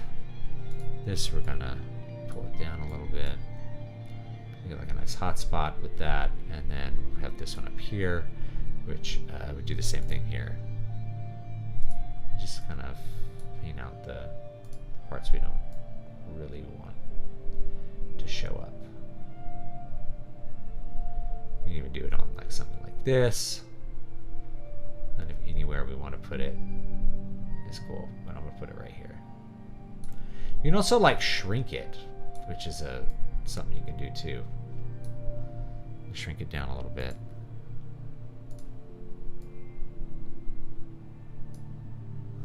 It's just paint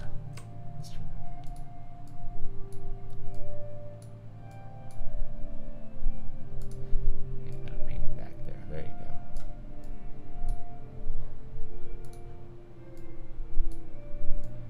Just kind of, there we go. It's just like a little bit of a hot spot there. You know, and we can go back here too and kind of paint it back in a bit if you want. See, it's got a nice little hot spot. All right, so that's cool. We've added a couple of little effects here. Doesn't look too bad. We can add more of this if we want to. Like I can add one anywhere that I feel like I want it, like a little highlight color, I can. But overall, I think it's pretty good. We got some sparkle. We got some, we got some cheer, holiday cheer here.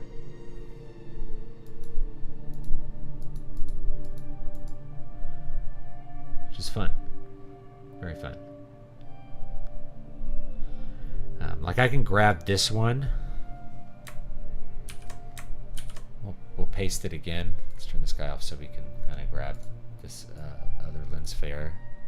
Just want it bright, and we can put it. I don't know, where's a good place to put it? I think shrinking it and putting it on an S, just like shrinking it down, putting it like here would look really cool. Or like right here, like the tips.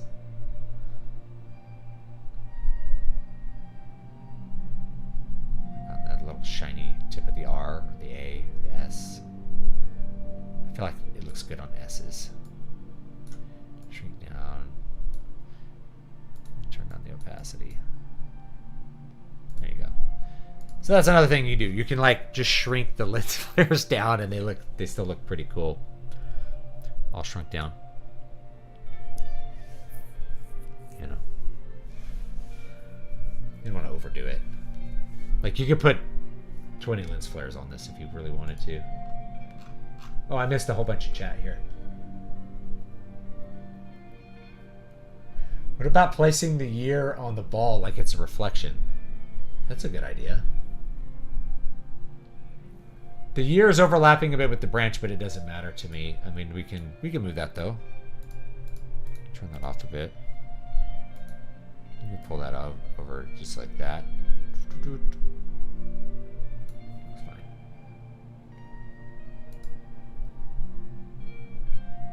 Any advice on delivering criticism? A friend of mine just gave me an anthology of short stories. You're going to enjoy it, he said. I didn't. Well, you can just say, you know, it's not for me. Right? It's not for me. If it's not his stuff, it doesn't even matter if it's his stuff or not. You just be like, it's not for me. This is not really like my kind of thing. You don't have to go deep into... It's not like a criticism of him. Or maybe his taste. It's like, yeah, you know, it's just not for me. It's not for me. No big deal. Alright. Yeah. I got 3 like hot spots. Got a lens flare on this guy. It's sparkling everywhere, which looks very nice. We could do like 1 more if we wanted to, which I think would look okay.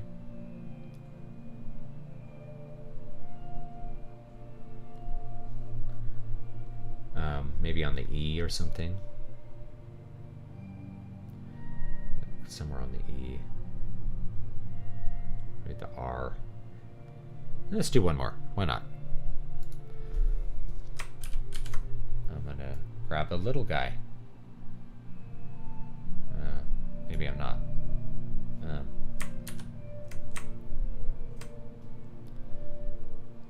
So turn that off to grab the little guy. Put him up here. You know, like right here. Like that. And we could make it color dodge. There you go. You don't want to overdo it too much. But I love like a little, just a little dash of something here.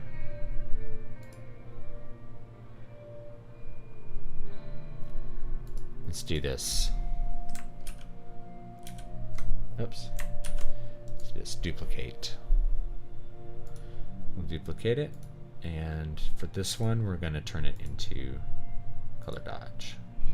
So we get both, best of both worlds. And for the color dodge one, we're just gonna, we can actually crank it up. There we go. Yeah, alright, that's good.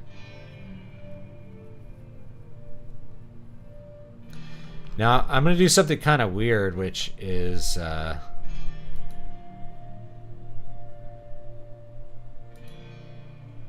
gonna duplicate this layer up top. We don't actually need to. It looks fine the way it is. It really does. My music stopped again. Continue watching, yes. Let me watch. Alright. I don't have them all turned on to see all the... There we go.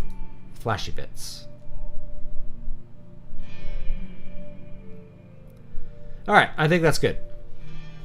We're going to add a couple other...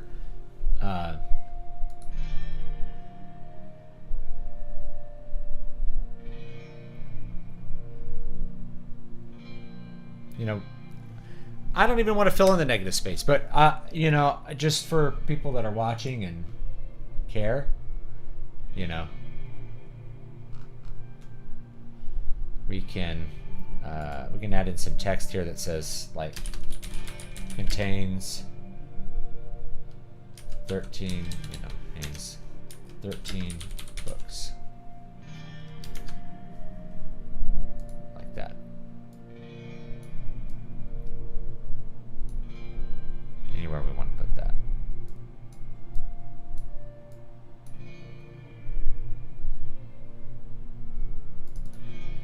Do not want that. We want that to be where we're at.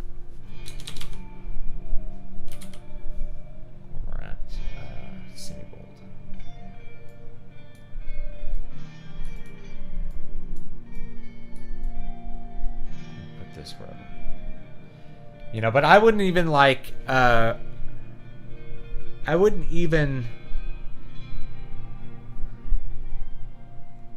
think that ruins the design, personally. You know, I wouldn't add this negative space thing in. You know.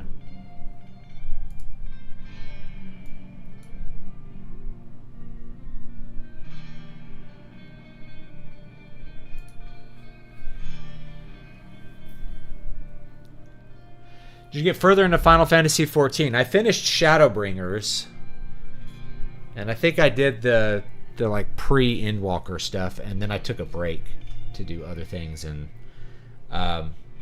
you know, I wanted to play some Baldur's Gate 3, so I did some of that.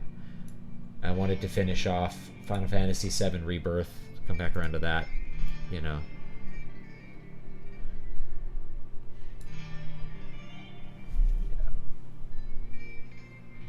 I don't feel like there's any negative space that really needs to be filled in, so I'm just going to click that off. And that's our design, okay? I realize I haven't saved this yet. Alright,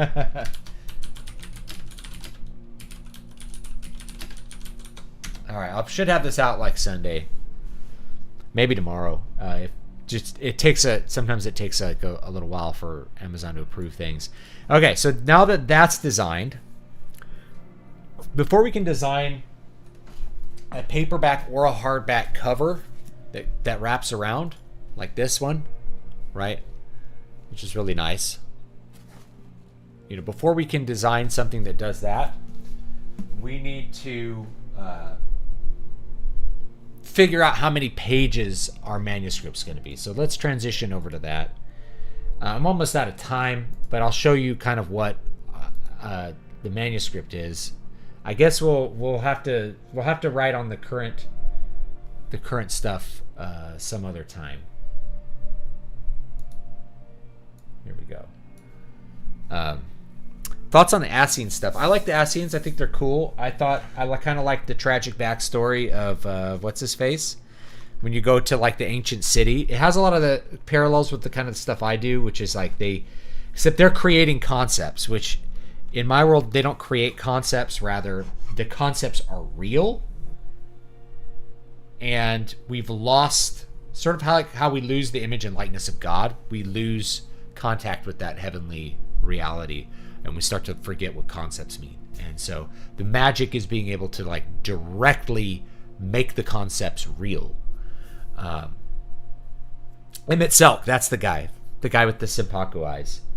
You know, I enjoyed that tragic backstory of the Ascians. I think it pulls a lot of the lore together. I love super ancient lore. I like how they expanded the world and like brought all that together. I just thought it was pretty cool. I wouldn't say I'm on the Ascian side, but you kind of get what they're doing, which is like, no, this is the only way to bring our society back. And it's like, but through that, they believe that themselves are the only ones worthy of being alive, which is not correct. All right, let's see what we have so far. Now, for some reason, it's saying page 1 of 2. That is not correct. I don't know why Word is not telling me how many pages. So right now, there's 272 pages, which is pretty good. Where did my navigation page go? There it is.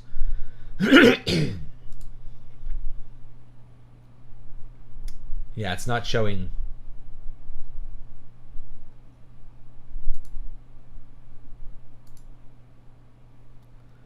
It's not showing the real page number. So we're at,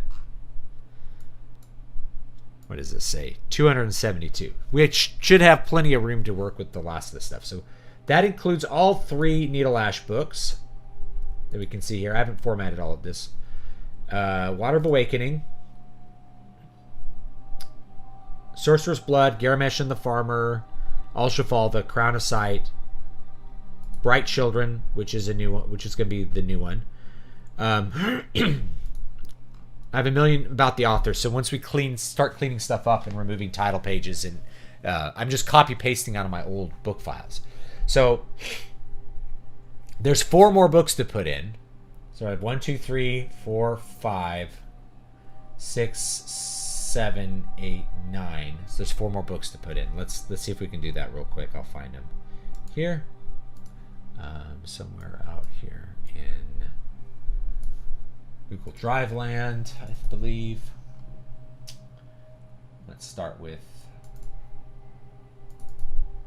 is this it? All right, Wasting Desert. We'll paste this in. Really simple, select all. We're gonna go here. Delete that. I'll paste one in at the end here. Okay. So for Wasting Desert, we're going to go chapter 1. Chapter 1 is going to be a heading 2. And we'll format heading 2 sort of as we go.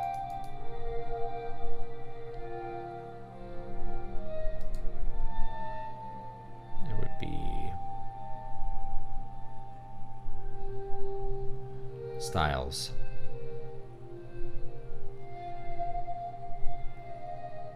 Heading 2, there it is. So we're going to make these all heading 2, and then we'll just edit heading 2 to be like whatever we want it to be. That way when we generate the table of contents automatically, and when we do the ebook, it'll all go together nicely. Oops, this should be heading 2. There we go. Should be heading 2. All right. But like we don't need that.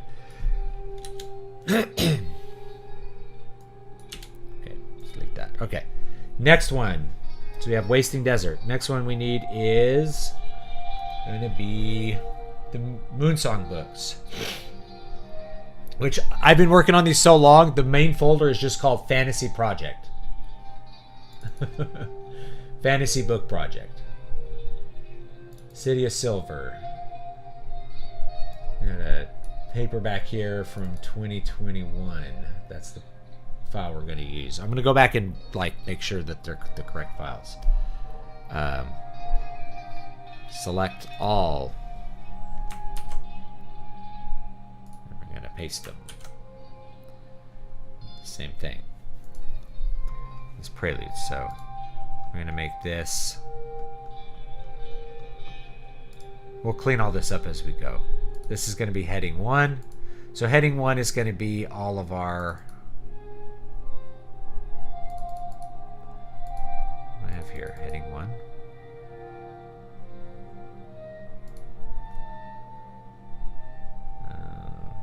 It's mixing styles up, so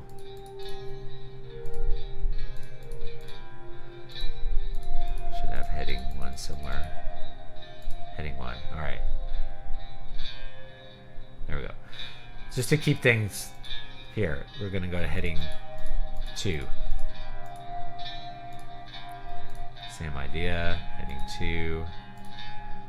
Heading 2. Heading 2. So when it'll be like a 2-page table of contents when we're done with this. I'm hoping we can get it under 550 pages because that will let me put out a hardback. So I know that there's a couple people who might want a hardback. Okay, cadence. About the author. Delete about the author. Don't need that. Layout breaks. Next page. And then we'll grab the next one here. Book 2, Tyrant's Gallow. Date modified. There we go. There's some promos here. Oh, that's right. That's right.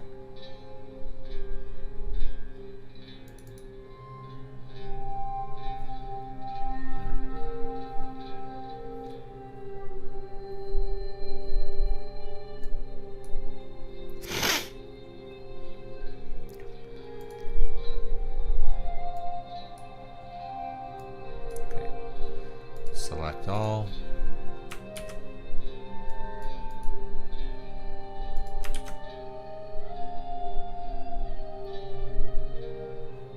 There close that out. Close out that. Grammarly keeps wanting to open up, but I'm not going to be using that. So same thing. Let's go up here. It's going to be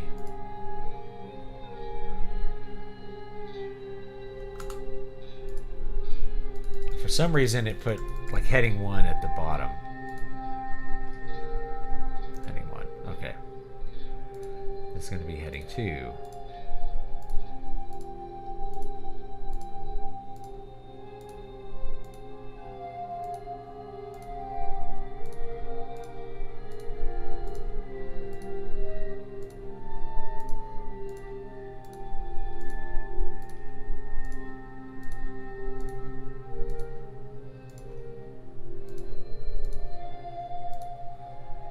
Okay. Same idea. We don't need the about the author. I'm running out of time. Let's open up the last one, which is... I wrote book 4, but I'm not going to put book 4 in this one. We're going to do a full release of book 4. So, yeah.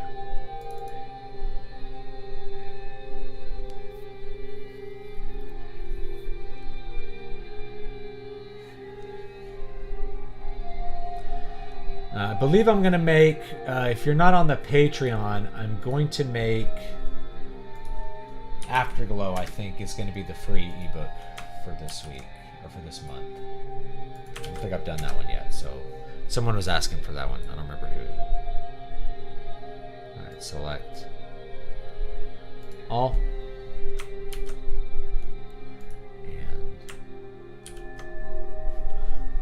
Do the same thing. Then we're going to format all the pages, and then we're going to come up with a column format for all of the, basically for the book. Because we got to, if you're in a big 8.5 by 11, you got to split stuff up into columns to fit things in there. Like what page? We're already in, oh, we didn't add that many pages, I guess. So that's good. That's perfect. We'll make it a hardback. Things get like kind of unreadable.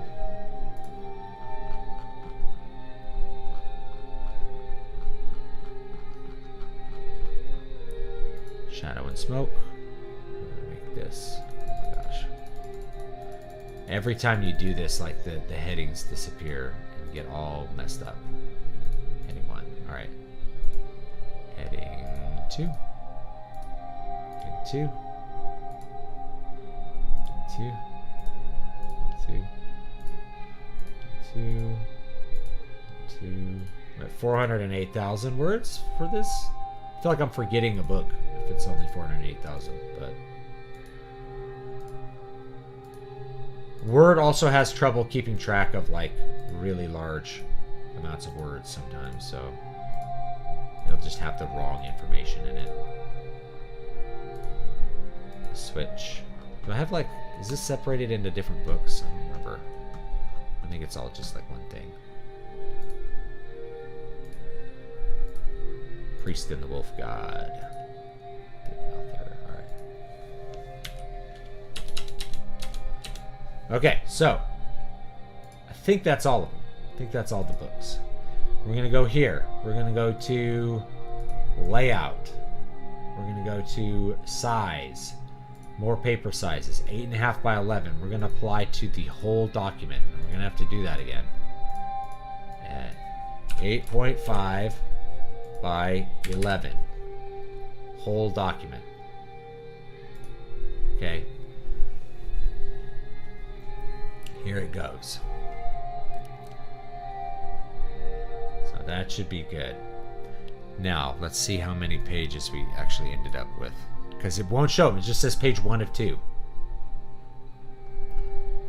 For whatever reason, it's only showing page 1 of 2. The page numbers here are messed up because they are not linking properly. But let's see here.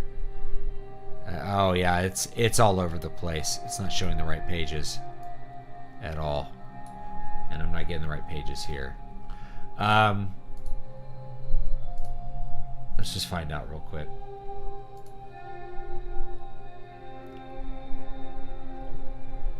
Word is being weird.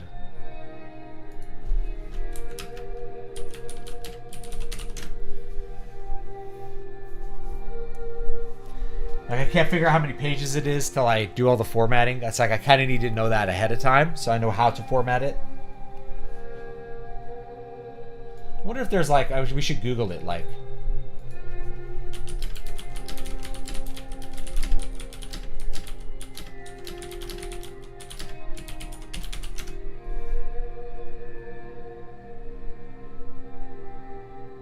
No, that's not it.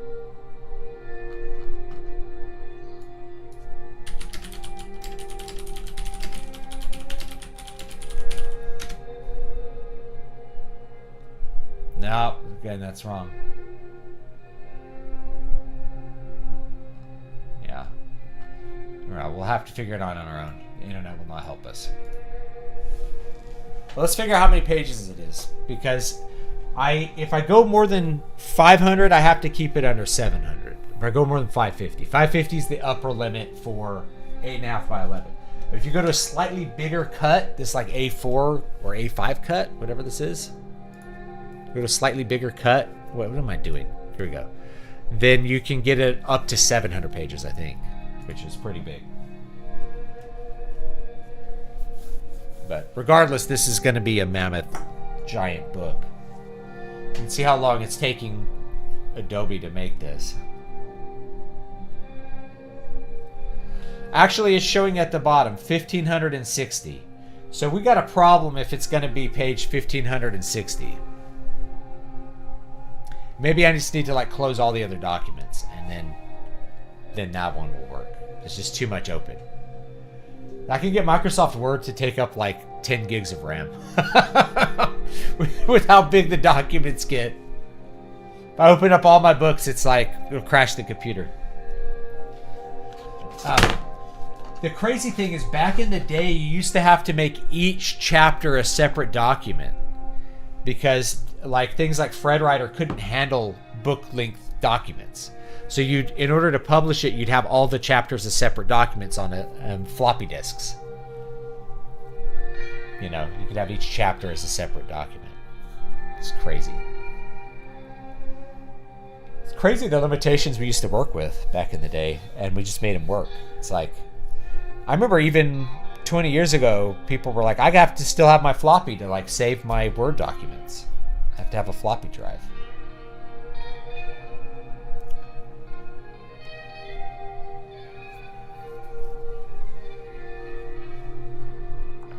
If this is 1,500 pages, we're kind of screwed. We're going to have to cut something.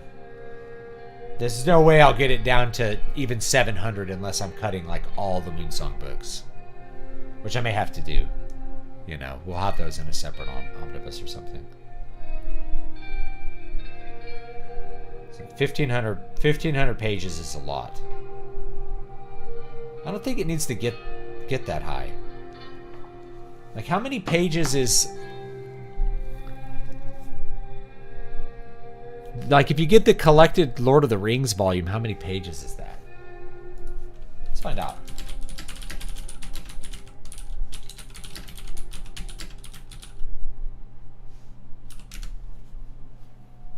$1,150 1,150 pages. That's for 600,000 words. So yeah, we may have to cut it. We may have to cut things down a bit. I may have bit off more than I could chew. Trying to cram every Eternal Dream book into one mammoth volume.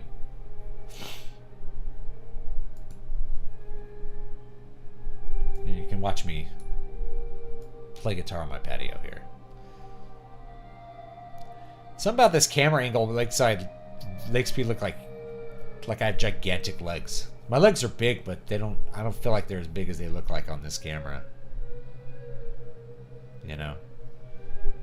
Look like I squat for a living here. Alright. Let's see. That's not what I want. How many pages?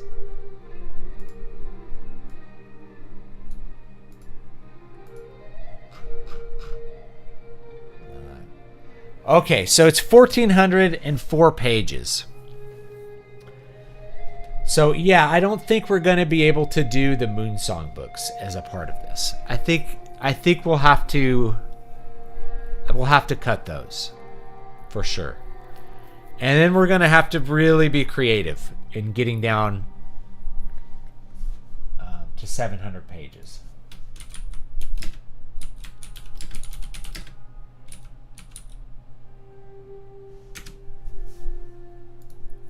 All right, let's take a look here.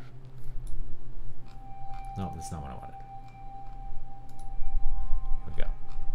All right. So, let's see here.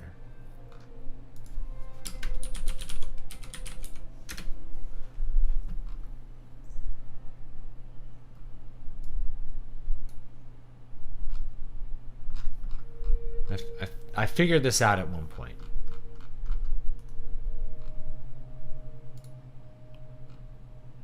Here we go.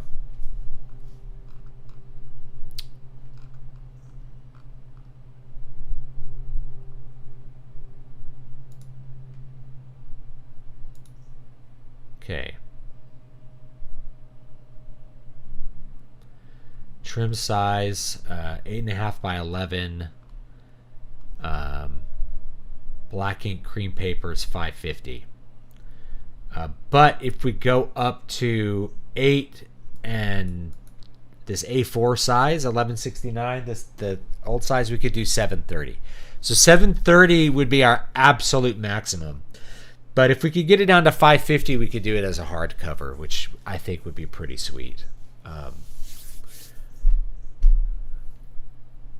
Yeah, we're going to definitely have to like severely cut to get this to fit. But anyway, I'm about out of time for tonight. I might do another stream where I will figure that out.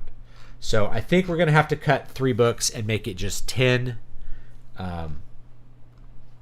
So let me close out some of these documents. Like Microsoft Word is like not wanting to run because of how many documents are open and how big some of the documents are. So let me close some of these out.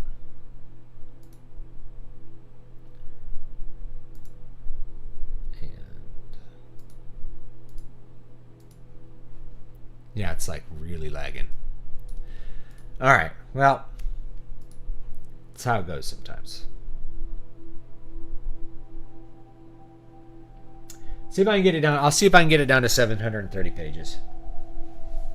And we'll have a hardback, but we will have like a pretty good one. Or I could split it into 2 volumes, which would be annoying for people, I think. But it could be done. You know, you could do... I don't know. Yeah, you could do something like that.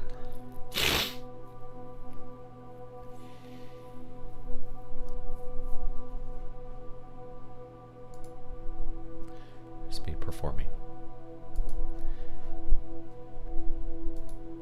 Yeah, I think our Microsoft Word is like straight up crashed now.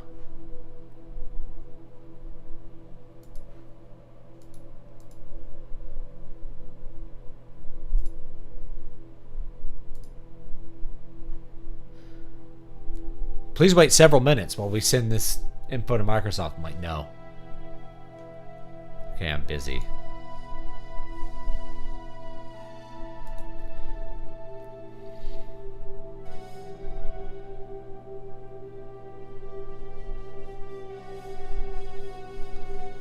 All right, here it is.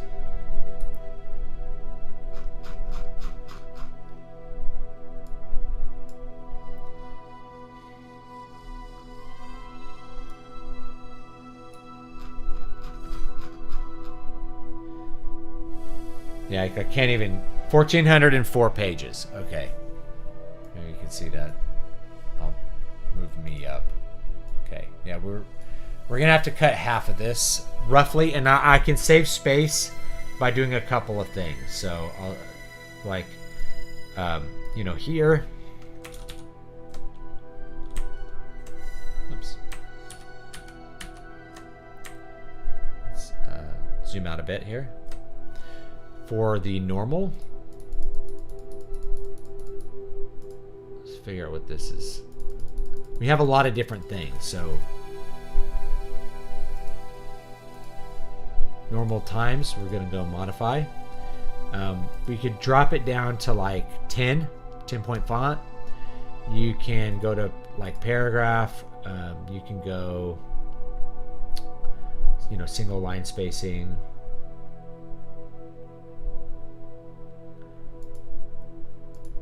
You can change the number of columns,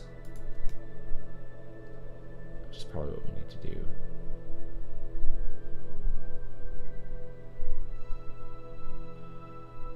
Paragraph. Yeah, it's like lagging out from how big the document is. Okay.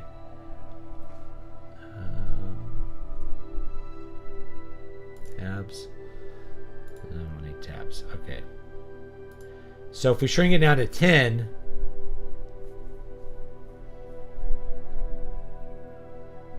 we'll save a couple hundred pages.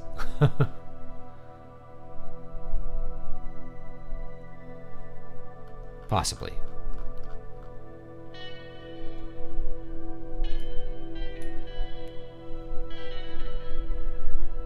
Yeah, it is really lagging hard.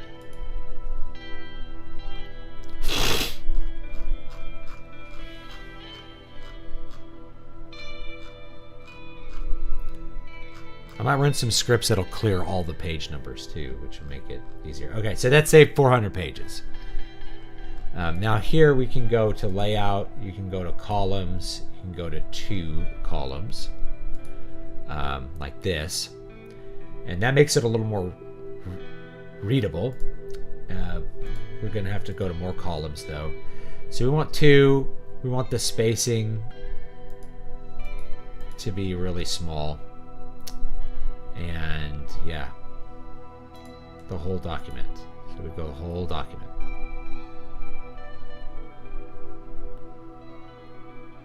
Line between 2. Oh, we can just draw like a little line between them if we want. It's not necessary, I think. Let's do a quarter inch is like plenty. It might be. Actually, let's just do 0.2. Probably work. See what that looks like. Yeah. Okay, so that'll help a little bit. Another little dumb ad. All right, it saved 20 pages or saved 50 pages, right? So we're getting it lower, but I don't see any way to ship this with the Moonsong books. So I think that's what I'm gonna have to do. Is I'm gonna have to cut the Moonsong books. So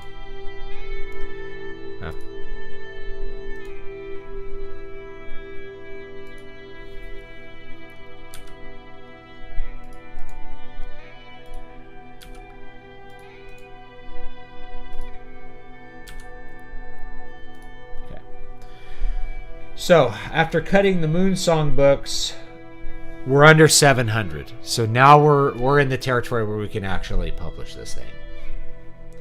So that's what it's going to have to be. It's going to have to be 10 books. We can't do all 13. But that's okay, because we got these and they're good. And they're fun. So that's what I'm going to work on. And I might do another stream where I just... Once we have the interior formatted, we know exactly how many pages we're going to have. From there, it's really easy to just use our templates to figure out what dimensions we need to make our wraparound cover in Photoshop and do that, put the back stuff on, and then we'll get it out. So hopefully I'll get it out Sunday. It's way late. I wanted to get it done earlier, but I've got a dog who's dying, and I've had sick family, and it's just been, a kid in the hospital. It's been really really hard the last couple of weeks. So anyway, I appreciate everybody. Do join the Patreon if you want a different free book from these. These are going to be on sale on Amazon, and make sure you're on the Substack, because I do publish articles on that. I haven't published one this week. It's been too chaotic, but I usually do one a week. I have a whole bunch that are actually lined up. Yeah. Anyway, I'll see you guys next time. Have a great day.